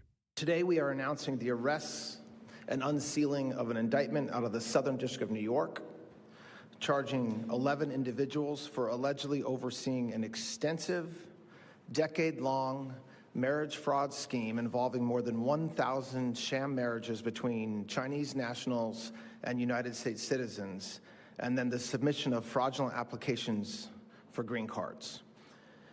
This is one of the largest marriage fraud prosecutions in United States history. This scheme was not a quick fly-by-night operation, but rather a years-long, multi-million-dollar cottage industry to criminally assist people who would not or legally could not otherwise become citizens of the United States. The men and women who facilitated this scheme were all naturalized citizens originally from China and one green card holder. Under President Trump's leadership, the Department of Justice is working alongside our partners at DHS to secure the border and protect American communities, something that was ignored during the last administration. Not only are we protecting our physical borders from unlawful crossings, but we are also preventing immigration fraud schemes that are just another way to skirt the immigration laws of the United States. So what were these guys doing exactly? According to the New York Post, the cottage industry uncovered Wednesday charged foreign nationals up to $100,000 for each fake union, including submitting fraudulent applications to U.S. Citizenship and Immigration Services on behalf of those seeking lawful permanent residency. The sham wedding ring, see what they did there? I love the New York Post, used advertisements on social media platforms, held phony marriage ceremonies, and even had both parties to the fake union sign bizarre prenuptial agreements. This is nutso, but it's not happening, right? It's not happening. One of those agreements expressly stated that, except in the name of the husband and wife, both parties live independently and must not interfere with each other. Each defendant faces charges of conspiring to commit marriage fraud and immigration document fraud, as well as conspiracy to encourage the unlawful residence of aliens in the United States. All 11 of the alleged scheme participants were expected to make their initial court appearance in White Plains Federal Court later Wednesday. I know exactly where they are going. That's where we were taken on field trips as kids, to the White Plains Federal Court. That's where you got to go, and they would do two things. They would show you how cool the courtroom is and do the scared straight thing with you. Not that you did anything wrong, but to try and discourage you from a life of crime. Quote, "This is one of the largest marriage fraud prosecutions in U.S. history," said Todd Blanche. Manhattan U.S. Attorney Jamie McDonald claimed that the scheme raked in tens of millions of dollars over the past 11 years. According to the 21-page indictment unsealed on Wednesday, the green card scheme involved recruiters of both foreign national customers and U.S. citizen assistants who submitted the false green card applications, as well as attorneys, tax preparers, and bogus marriage officiants. What, you couldn't just get this done in Vegas? Have Elvis do it or something? The American members of sham couples were paid around $30,000 to participate in the performance. Recruiters received up to $5,000 for each U.S. citizen they brought into the scheme, with hundreds ultimately participating. So you've charged the people who ran the fraud ring. How about everybody else? Though most of the gang's activity took place in New York City, the ring also operated in Connecticut, Massachusetts, Pennsylvania, Kentucky, Tennessee, Georgia, Florida, China, and the Pacific island nation of Vanuatu. Oh, I'm not going to go there. Whatever it is. The defendants, all but one of whom are naturalized from China, all of whom but one are naturalized from China. Do you see what's going on here? Do you understand what's going on here? Meanwhile, the Department of Justice is also suing New York, Connecticut, and Vermont because they gave in-state taxpayer tuition to illegal aliens. The Trump administration sued them last week over state programs that give illegal aliens access to in-state college tuition and financial aid while some American citizens are required to pay higher taxes. Not just that, these programs, I've had to apply for these programs for my kids to go to college and such. Think about this for a second. If the illegal aliens are using them, there's less for the Americans who actually pay the taxes. The Department of Justice filed 3 lawsuits challenging the state's tuition, scholarship, and financial assistance programs, arguing that they violate federal law by providing benefits based on state residency to illegal immigrants without making the same benefits available to U.S. citizens regardless of where they live. Quote, Congress long ago made clear that states cannot put illegal aliens over our nation's own citizens. By granting illegal aliens in-state tuition, New York, Vermont, and Connecticut are doing just that, no more. So let me tell you about this little scam in New York. Now, I assume it works the same way out here at UW, but if you live in-state, you get to pay less tuition, okay? So I assume it's something similar like that. For example, CUNY, the City University of New York system, Queens College, pretty good college. Well, some people want to go there who live out here. So what they do is they have their mail sent to a relative's house to establish residency for a year out in New York, and then guess what? You're in state by the time you're ready to register. This is worse than that. You're taking the taxpayer dollars and you're giving it to the illegal aliens from the people who are paying the taxes. Insane. Absolutely insane. Not surprising at all. Assistant Attorney General said this is a simple matter of federal law. Colleges cannot provide benefits to illegal aliens that they do not provide to U.S. citizens. The Department of Justice will not tolerate American students being treated like second-class citizens in their own country. DOJ is asking federal courts to block the 3 states from enforcing laws and policies, you mean sanctuary laws, that allow illegal immigrants who satisfy state residency requirements to receive in-state tuition. The lawsuits also target state financial aid and scholarship programs available to illegal immigrants. Now, you may be saying to yourself, Ari, if a state wants to do that, it's states' rights. Only if you don't get federal dollars. When you stop getting the federal dollars that you're using for programs like this, then you could say state rights. But as long as you are taking the federal money, you don't get to say states' rights, states' rights. I keep coming back to this example. When my synagogue applied for a grant from the Department of Homeland Security, you wouldn't believe the hoops you have to jump through in order to get those things. But if you want the federal money, you got to follow the federal rules. I love that Gavin Newsom in California is always saying all the time, he doesn't need to follow these things and they have the best economy. Well, then stop taking the federal dollars.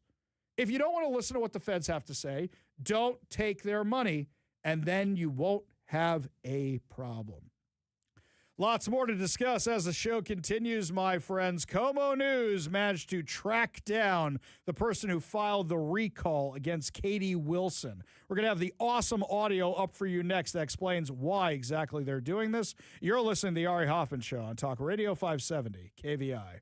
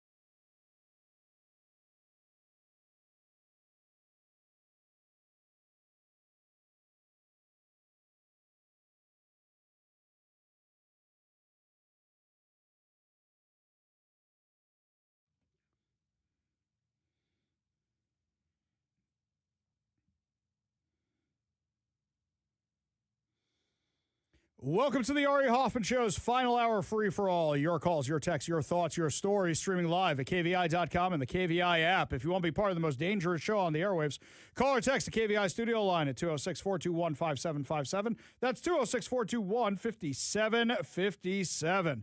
Coming up this hour, looks like Bob Ferguson and crew are really freaking out about the income tax repeal. We'll tell you why. But before we get to any of that, updating our top story for today, somebody has filed a recall against Seattle Mayor Katie Wilson. Now, we got a copy of these documents right before going on air. One of the people who filed it is named Melinda Jacobson. And our friend Jeremy Harris from Como News managed to track her down and find out exactly why she filed this thing. Give a listen. Could Seattle Mayor Katie Wilson be getting recalled? Well, that process has now been started, and we are with Melinda Jacobson, who filed the paperwork to start that recall process. Melinda, what's motivating you to do this? The mayor is a disaster as far as public safety goes in this city. Just an absolute disaster. There's a lot of steps to file a recall and to even get to the point where there could potentially be a recall petition. What is basically your allegation for why she should be removed from office? She hasn't delivered on public safety. The North Aurora corridor, it's horrible, horrible. She took over a month to do something about it, but people have been calling her and emailing her for 6 months, begging her. What is wrong with that? Mm-hmm. You know, the stadium issue about the cameras, okay? We had a credible threat during World Cup, so they had to go on, but then all of a sudden they come down afterwards. That's insane. You know, if you're going to use them, use them. They're bought and paid for. And they're known to prevent, well, not prevent, but catch bad guys. Mm-hmm. They are able to see in real time what the suspect looks like and apprehend him. Why wouldn't you want to use that? Yeah. It makes no sense. There's a long process to get to that point, but do you have support? What's your game plan for actually carrying out your effort to recall the mayor? I have a lot of support.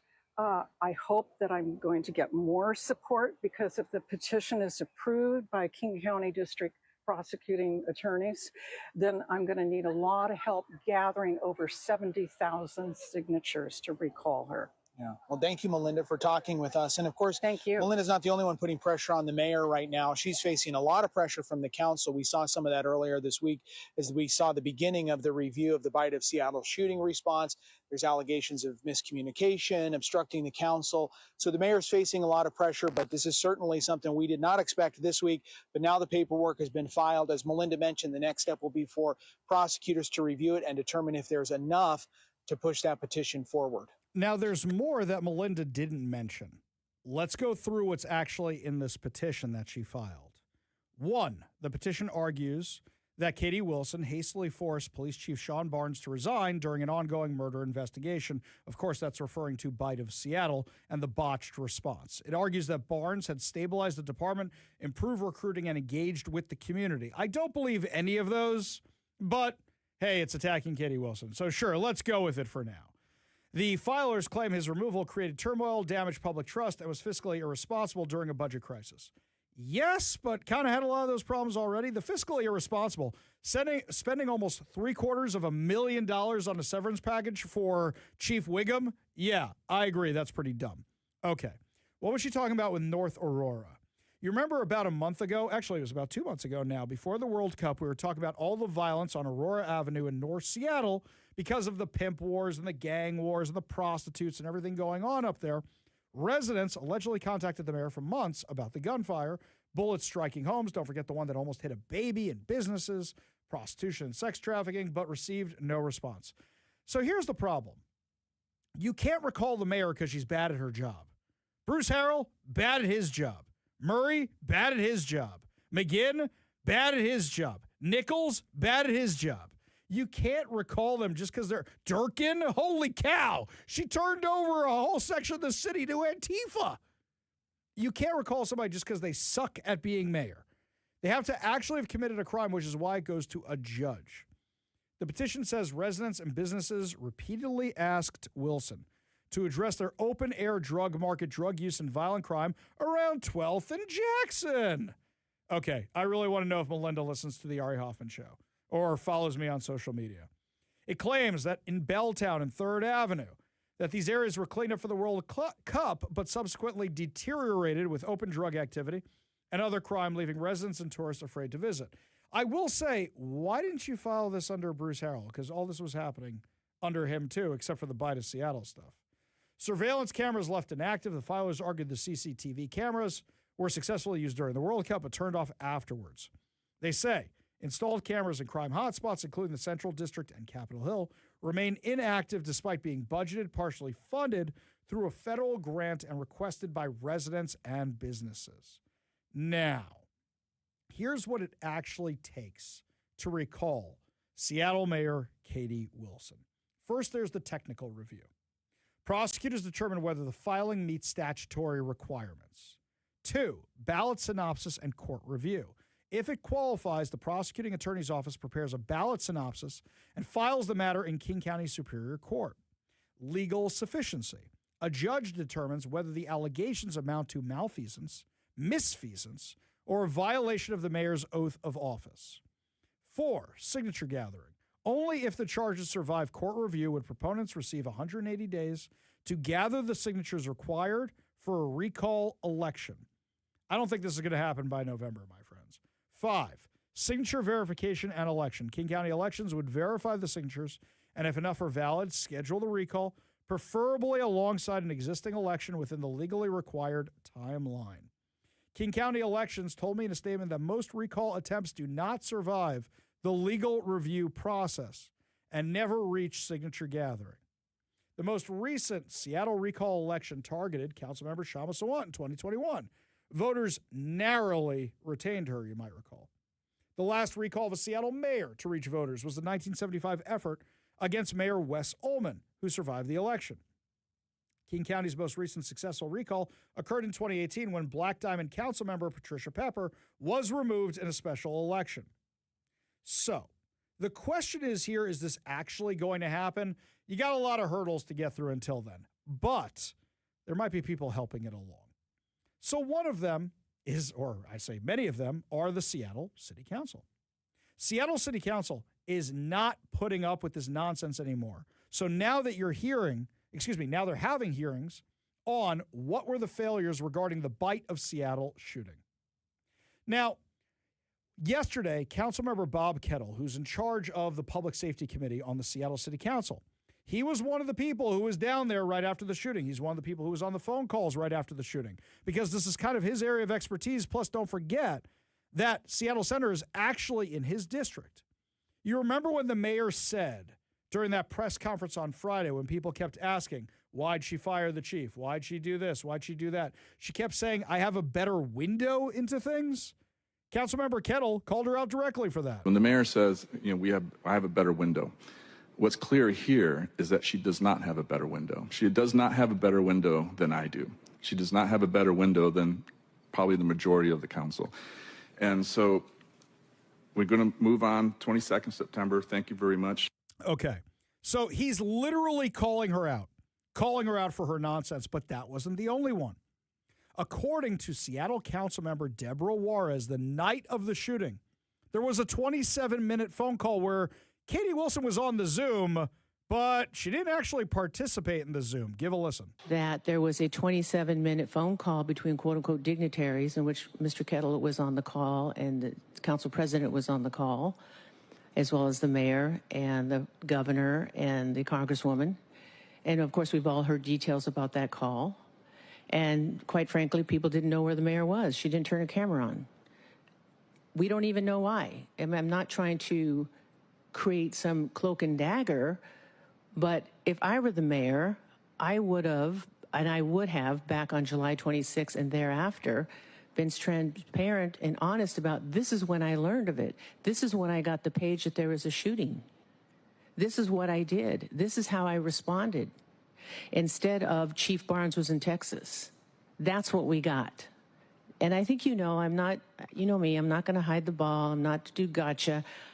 I just want to know what happened. And when you say a 5-hour delay, I could see if there's a 5-hour delay and, actually many incidences, there's a 5-hour delay and there isn't a press conference. This was a 5-hour delay in which 3 people lost their lives. And there was a shooter, a suspect out there. And then we learned 3 days later offhandedly that, there's more than one shooter. Right. So the police chief was at this first hearing. And council member Rob Saka said, do we still have shooters on the loose? Chief Sales is just as incompetent as our former police chief Barnes. Give a listen. Is there a killer on the loose? Yes or no? Speaking with my detectives this morning, we're combing through some warrants and looking at some things. We still have to comb through some video surveillance that was there. I can't say yes or no. There is a possibility. Literally on Friday, 2 Fridays ago, you said there wasn't just one, there were multiple suspects. Now you don't even know if there's one? It's the Keystone Cops here. Who's actually running this thing? Stop hiring these guys from Chicago. If they could fix crime in Chicago, Chicago would not have any crime. Instead, we bring them here because they're oh so good at solving crime in Chicago. They can't do it. Can we hire from within? Can we get somebody who could do this? You know what? Mike Solon. Please, God, he should win the position on Pierce County. If he doesn't win that position, can we hire Mike Solon to be the police chief? Former president of Seattle Police Officers Guild. Can we get somebody like that to run this? Because this Keystone Cops operation is absolutely killing me. I wonder, if the suspects were white and wearing MAGA hats, would they still be hiding descriptions of these guys? Rob Saka called him out for the fact that we don't even have descriptions of these guys. And I think we're getting to the end of that once we get the evidence that we need from our detectives, looking at the video, looking at some social media things. I think we'll have a better response and a better idea if there's actual killer on the loose right now. Didn't investigators speak with, interview dozens of people who are around there, including the victims, that could have firsthand knowledge of whether or not, of how many shooters there were? In traumatic events, sometimes when you're a witness, some things may be not as true as you think they may be because you're in a traumatic event. So once again, like I spoke at the first press conference, I don't want to say a person in a green, purple, yellow shirt is the person that we're going to arrest, and we make an arrest, and that is not the person that was there because there's thousands of people that were running from that scene at that time. I think the public does deserve to know whether a killer is on the loose or not, or a potential or suspected killer. Frame it, couch it in whatever sort of qualifying terminology you want. That is baseline information that the public deserves to know. If there was another shooter, a potential shooter, whatever, choose your preferred framing. Can you provide a description of this person or persons? We can't give a description, but I will say there's a potential. Oh, my God. I can't anymore with this dude. I just can't. I absolutely can't. So now the cops are being led by this guy who's another fool, who won't say anything. Now, what about the mayor's office? Some of them were there testifying yesterday. Deborah Warrs had some tough questions about them. Why didn't you use the emergency alert system? Why didn't you text everybody that there was a problem? Stay away from Seattle Center. Why did no information go out for 5 hours? Listen to their response.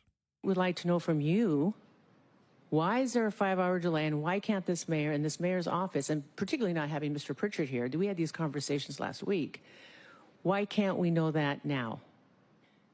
Councilmember, respectfully, you're asking why there was a 5-hour delay in a press conference. What we want to know is why didn't the public receive more information sooner?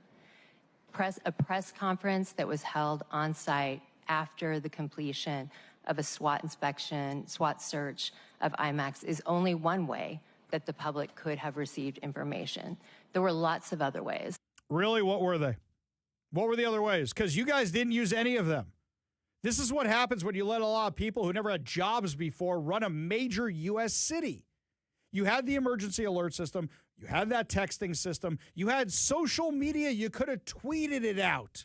Instead, we didn't get anything until we got the information from Katie Wilson's post, and it was inaccurate. They delayed that press conference because of dignitaries?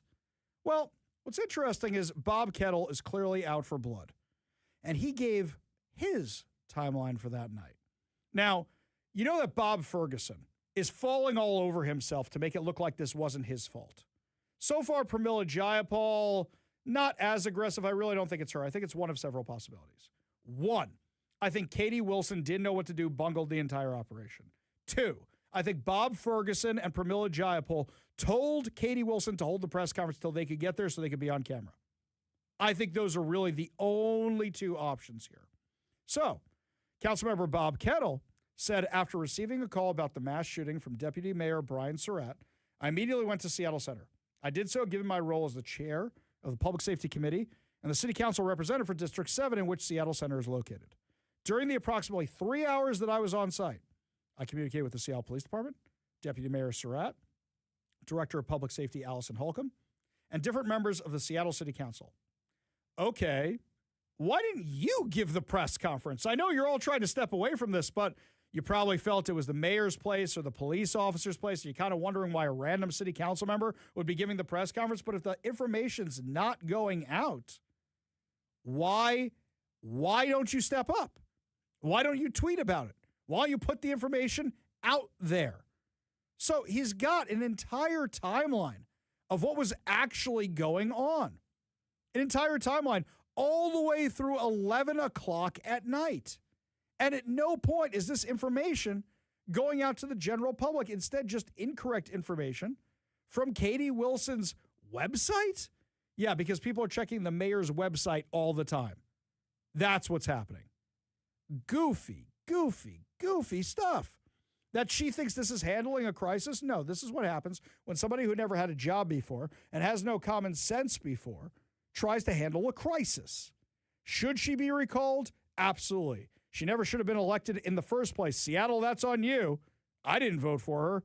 I know there's a lot of other people who didn't vote for her. It's actually also on Bruce Harrell for doing such a terrible job. So many people said, I don't want either one of these guys. In fact, this race, she won this race because so many people wanted nothing whatsoever to do with either one of these candidates and just stayed home. Seattle, you get what you vote for. Do I think this recall is going to go forward? Only if the politicians really want her gone. That's it. Otherwise, I think it's going to die, and I think you might have to defeat her at the ballot box, but the question is, does she resign before then? I wonder if she actually makes it through the full term or if she steps down. Because at the rate she's going, I don't even know where she is. Has anybody seen Katie Wilson recently? Anybody seen her? Any public appearances? No, because the first question she's going to get asked, why'd you fire Chief Barnes? Second question, why the 5-hour delay? Third question, why haven't you released the info of the suspects yet? Fourth question, who delayed the press conference? That's why she's not being seen in public. She's being hidden away by her staff. That's what's going on right now. What else is going on in the Seattle City Council is that they're also voting on $300,000 to give to trans refugees where there's no evidence this crisis is even happening. Tell you all about it when we come back. You're listening to the Ari Hoffman Show on Talk Radio 570 KVI.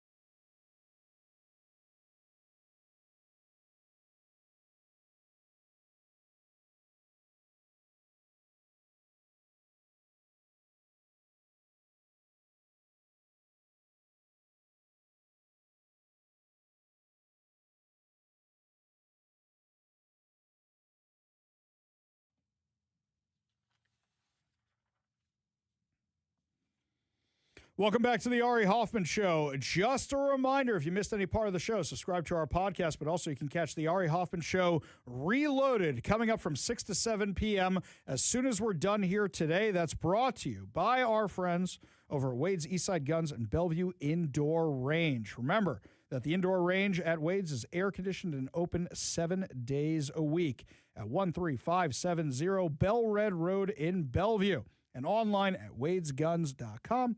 That's wadesguns.com. Now, switching gear back to what happened over here in Seattle yesterday.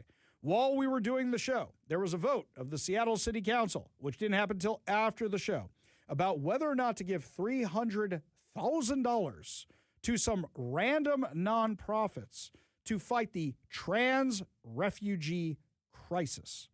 What trans refugee crisis? I don't see a whole bunch of trans people running around more so than usual. I just see the normal amount. They keep claiming tens and tens and tens of thousands of people are coming here.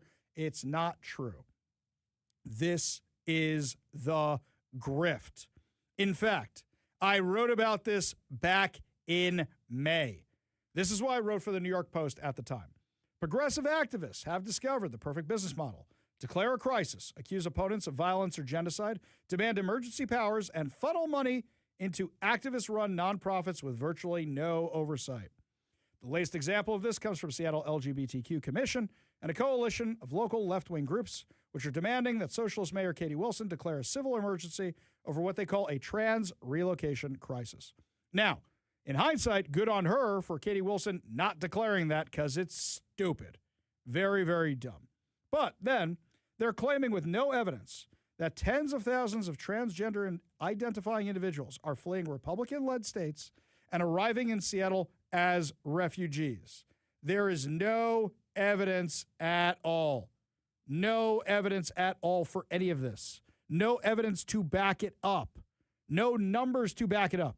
And yet somehow, the Seattle City Council yesterday voted unanimously for $300,000 while we have a budget crisis. A budget crisis. And they voted for this. Seattle and King County have spent years creating an ecosystem where militant progressive activists can repeatedly manufacture emergencies, then position themselves as the only people qualified to solve them with public money. How much do you think they're going to get in the next budget? In the next budget, what, $1 million, $2 million, $10 million? Time and time again, taxpayers are told there's no time for scrutiny because the situation is too urgent, too emotionally fraught, and too morally important for accountability. How'd that work out with the homeless? How'd that work out with the drug crisis? How'd that work out for anything else? This is a crisis, they say, holding out their open palms. Last year, Venezuelan illegal immigrants and their local supporters stormed Seattle City Council meetings, occupied the sport court of a local public school, demanding taxpayer-funded hotel rooms after privately funded lodging arrangements in a nearby city ran out. In 2020, following the death of George Floyd and the ensuing riots that rocked Seattle, activist pressure campaigns pushed local governments into defunding the police and reallocating that money into rapidly expanding taxpayer-funded equity programs with minimal guardrails. The political messaging was always the same. Questioning the spending meant you were a giant racist. Now, this is the kind of stuff that's been used for years to justify keeping addicts and the mentally ill on the streets, and the problem only gets worse. Now we have found out that a lot of these programs following the 2020 riots were filled with waste, fraud, and abuse. Investigators uncovered altered records, nearly $700,000 in questionable costs tied to activist-aligned nonprofits and community organizations. Meanwhile, where are the ones paying for this? How much fraud are we going to find out in this afterwards? Because it's the same activists that show up to everything. Our friend Brandy Cruz was down there yesterday at the Seattle City Council. Listen to this activist she ran into. I was just at a Seattle City Council meeting. I felt so unsafe in there. So this was a meeting about whether the city is going to give $300,000 to trans refugees, okay? Now, during testimony, when anyone came up to testify opposed to this money being given to trans refugees, there was this like Antifa person with their face covered, I don't know if it's a man or a woman, sitting right in front of me in the front row, and they would mutter things to them under their breath. and then they would stare them down and take close-up pictures of their faces after they testified. I mean, it was so creepy. And then a group of women who had shown up, and Ari, who's a male detransitioner, got up to leave, and I was leaving at the same time. And that's when that same Antifa type person got up and followed them out, and then attempted to follow them out of Seattle City Hall. So I intervened at that point. I asked security to step in. I even got on the phone briefly to 911 because I'm like, this person was so scary during the meeting. I thought they probably have a gun or something. They had a bag. There's no bag checks in Seattle council chambers. And so I initially called police. Then security said they'd walk these women, the anti-spending money on trans refugees women, to their car along with Ari. But I mean, this person was unhinged, mentally unstable. And I mean, the whole notion of trans refugees and us having to give them taxpayer funds is insane. But I mean, Seattle City Council is not a safe place to go give public testimony if you do not agree with the radical left. Right, because the activists show up. And the activists are the ones who push their agenda and yell and scream until they get what they want. They're toddlers. They're just violent toddlers. That's what it is. And the Seattle City Council caved to them. And you know why you don't negotiate with terrorists? Donald Trump's running this. Because then they think they can do whatever they want. Seattle City Council always gives in to these lunatics. And because they always give in to these lunatics, we always have situations like this. More of our taxpayer money going out the door when we have a budget deficit. This is a never-ending cycle. A never-ending cycle. And the Seattle City Council, I can't believe they all voted for it. Well, yeah, I really can. Is it woke or they're afraid of the woke mob? We go to the KVI studio line, take a call from Hank in Squim. Hank, what's going on? Hey, I wanted to know, Ari, is all this taxing and stuff you're talking about for the transgender and all that, is that city of Seattle residents or is that King County or what? So I'm not entirely sure because they haven't released the verbiage of it yet. I would love to tell you, but let's remember when those Venezuelan illegal aliens showed up, occupied the tennis courts at Garfield High School. Let's remember that those guys were in a hotel in Kent and were demanding Seattle pay for their bills. Why do you think that is? Because they knew they couldn't get away with this in Kent, so they came to Seattle and demanded they pay their bills because they knew where the suckers were. Oh, I'll be darned. Well, it's wasted money in my opinion. Yep. It's not just your opinion, sir. It's wasted money. We don't know where it's going. I assume it's going to these nonprofits, and they say they need the money for housing, and they need the money for food. I'm in the wrong business, Ari. I know. Maybe we need it for public safety. Hey, you know what? Maybe if I identify as trans, now I could get some free money from the city of Seattle to pay my bills. I'm so glad I live in a small town in Scrim and Clallam County, man. It's pretty low-key out here, buddy. Yeah, but you can't escape the long arm of Bob Ferguson. Hank, appreciate the call. Appreciate you being part of the show. You want to be part of the show, give us a call or text at 206-421-5757. That's 206-421-5757.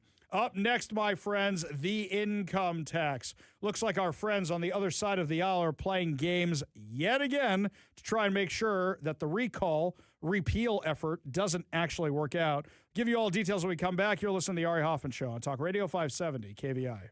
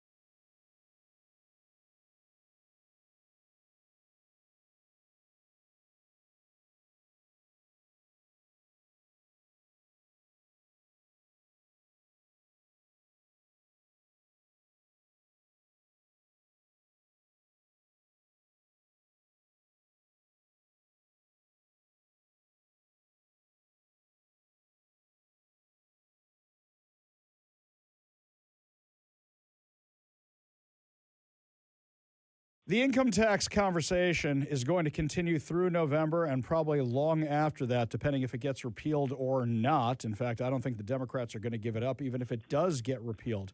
But the craziest thing to me right now is this impact statement that's going to be on the ballots and how this judge went rogue and just kind of said, you know what, I'm going to rule on this thing right now, even though our friends at Let's Go Washington didn't get their chance to actually discuss the case. Joining us now to discuss what happened in court is our friend Ryan Frost from the Washington Policy Center. Thank you so much for being with us today. Thanks for having me, Ari. Such a pleasure. Now, we all saw this viral clip of this judge who goes completely unhinged. He's flapping his arms like he's going to take off. And he's using very, very biased language to defend this impact statement. Now, the impact statements are put on there, and they're written by the Attorney General. So it's basically a guy who's been trying his best to subvert the Constitution. And now he's saying, well, it's going to take away money from kids and schools and you name it. But none of that's actually true, right? Yeah, you hit the nail on the head. The Attorney General's office, there was a law passed a few years ago that gave the Attorney General the power to essentially scare anybody who's about to vote on an initiative in November by putting this public investment impact disclosure statement above where you'll say yes to no to repeal a tax. Every initiative for the rest of Washington's history that would repeal a tax is now going to have this statement above it that says, well, if you repeal this tax, it's going to take money away from kids and healthcare. Now, for the income tax specifically, that's completely untrue because the tax doesn't even begin collections until 2029. So there's no dollars right now in the state budget that relies on the state income tax. So the statement that they're putting on, and this was I think the crux of Let's Go Washington's lawsuit that they were unfortunately unable to present, is that, well, how are we repealing funding for dollars that don't actually exist today? And I think they have quite a point.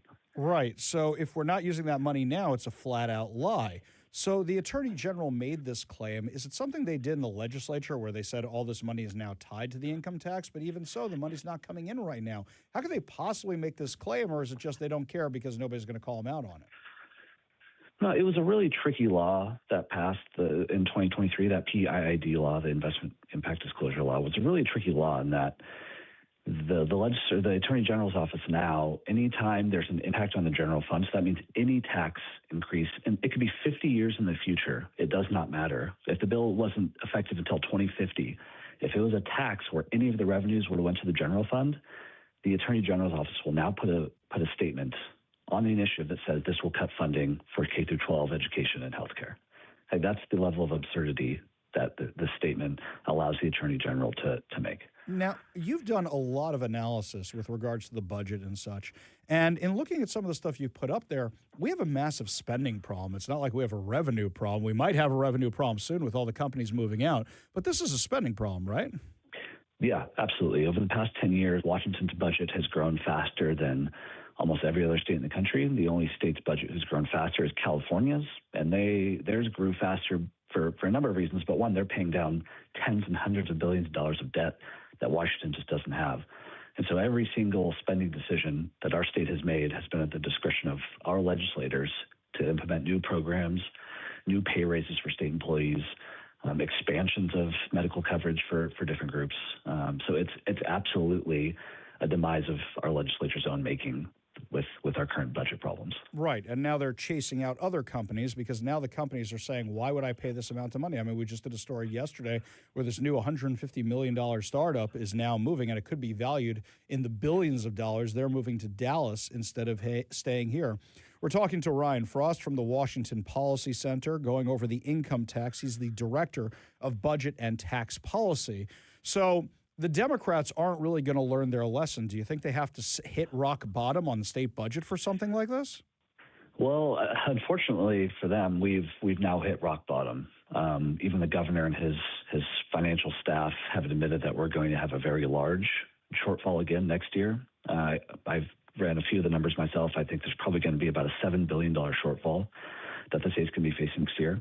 And that is despite the about $5 or $6 billion the state is collecting in new tax revenue. Just over the last few years of all the new tax increases, we're still going to have that large of a gap next year. The legislature did pass a study that's happening right now over their interim where they're kind of studying, well, we obviously have some budget problems, but we don't actually know where all the money's going. So we should probably get a study going with some business leaders on the committee, along with some legislators, to see why do we have such a bad budget problem.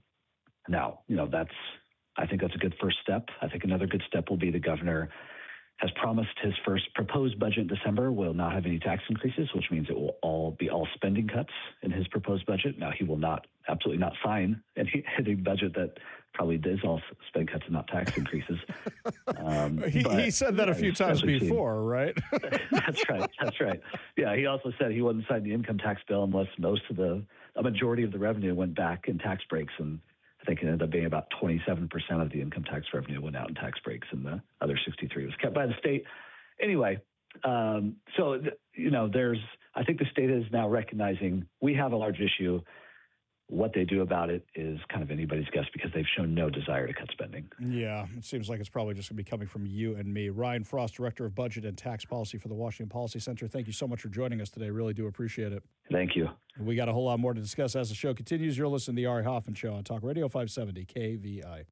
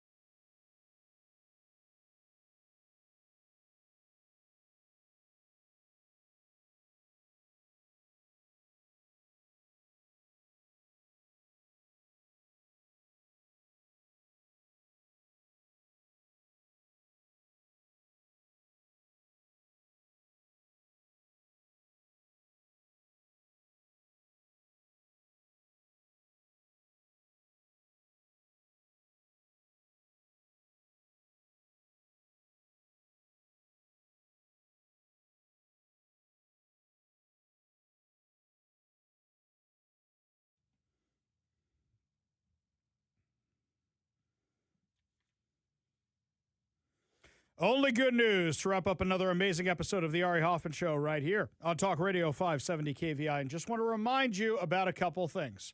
Number one, after we are done today, The Ari Hoffman Show Reloaded is going to be running from 6 to 7.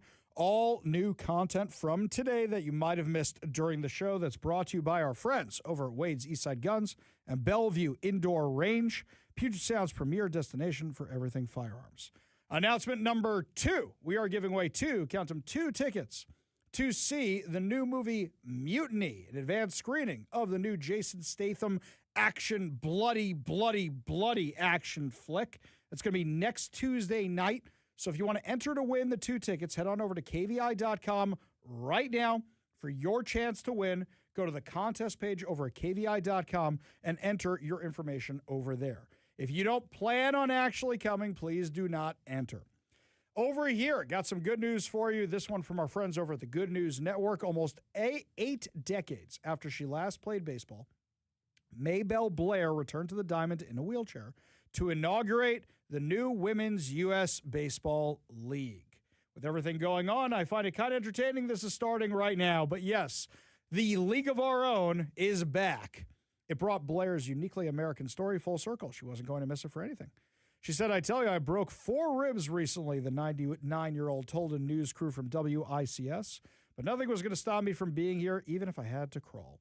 She played in the All-American Girls Professional Baseball League that launched amid the backdrop of World War II and was depicted in the 1992 movie A League of Their Own. Last weekend, Maybelle, who pitched for the Peoria Red Wings, Red Wings during the 1948 season, was on the field in Springfield, Illinois, to help celebrate the first game of the new Women's Professional Baseball League. The WPBL threw out the first pitch on August 1st, 7 decades after the old league was disbanded, with 4 city teams that will play all their games in Springfield, which once had a franchise in the All-American League. Maybelle, who's an honorary member of the league's advisory board, threw out the ceremonial first pitch before the inaugural game between the LA Queens and the New York Heights. She also got to meet the league's mascot, Maybelle, perhaps the only time a person has been introduced to their mascot, which is themselves. By the way, the resemblance is uncanny. It's really very entertaining. She said it was a magical couple of days, recalled Jamie Toole of the Springfield's Robin Roberts Stadium, the most emotional that I've ever been at a ballpark or any sporting event. In the game, New York's Danae Benitez hit the league's first home run, and it was a perfect 4-4 in the batter's box, adding 3 stolen bases to her impressive stat line. But the Queens scored 4 runs in the final inning to cap a historic day with dramatic flair. Quote, I feel incredibly grateful and happy I can finally stand on a stage I once only dreamed about, said Japanese player Ayami Sato, who pitched 3 innings for the Queens. She told USA Today, I believe there are many players in this league who have carried the same dreams in their hearts, and I feel so fortunate and happy to play alongside them. The first WPPL season will feature 30 games and runs through September. The league hopes to continue gaining support with an eye toward expanding to add more teams next year. Gene Fruth, who created the documentary See Her, Be Here about women's baseball players around the world, said, what they're doing is bigger than baseball. Their impact reaches far beyond the game. It's about showing the next generation that there is a place for them in the sport, helping them believe that anything is possible. One notable player in the league is Monet Davis, who played in the 2014 Little League World Series, where she became the first girl to throw a shutout. But all of the athletes are following the trailblazing footsteps of Maybelle Blair, who inspired the character May Mordabito. May, all the way May. Oh, the Madonna character. That's the one played by Madonna in the movie. That's the one. Okay, she was the inspiration behind that. She got a little misty-eyed at the game, saying, this is the happiest day of my life. But everyone knows there's no crying in baseball, even if the sport is back for women after 72 years. Okay, hot take for you. I think A League of Their Own is better than Field of Dreams. Okay, Field of Dreams, in my opinion, is not a good movie. I know some of you are going to take issue with that. It is Kevin Costner talking to corn. Okay, when the baseball stuff actually happens, it's good. Aside from that, he spends half the thing in a van going to pick up James Earl Jones. I don't think it's a good baseball movie. Yeah, I mean, I remember when I was a kid watching it and being like, feeling like it was very poignant and oh my gosh, it's so important. And then seeing it as an adult and like, what is this nonsense? I didn't even like it when I was a kid. I remember everybody told me, oh my God, you never seen Field of Dreams? I rented the VHS. That's how I saw it. I watched it, and I went, this is it? Yeah. This is what all the hype is about? Look, was it cool when they played the first ever game in the Field of Dreams for real? Clever. Very Very clever. cool. And the fireworks over the cornfield. Cool. But then after the second season or third season, do they even still do that anymore? I believe they do. I believe I saw a headline that it's on Netflix. And so they're trying to figure out if it makes sense for Netflix not to just show it on Netflix, is what I saw an argument being made for. Yeah. Yeah. Yeah. That movie is not great. I know what the best baseball movie is. Bull Durham. Oh. Yeah, which one are you going Major with? League, man. Yes, you know what? You're right. Major League, way better than Bull Durham. No, Bull Durham's good, though. No, I mean, Major League, you are right. I yield to you, sir. You are correct. That's my favorite. Yeah. No, I think you're 100% right. There are some bad baseball movies out there. There are some. Okay. Then there's For Love of the Game, the other Kevin Costner movie where he pitches the no-hitter, Yeah, the perfect game, whatever it is, with what's-her-face, John Travolta's wife. Yeah, I got a soft spot for that one. I don't hate that movie. Yeah. I really don't. Kind of a clever way of telling a story, too. I kind of liked it. I kind of did. And you beat the Yankees at the end, so who doesn't like that? I mean, yeah, Rookie of the Year. I have issues with Rookie of the Year. So let's take Rookie of the Year for a second. The team to beat in 1992 is the New York Mets.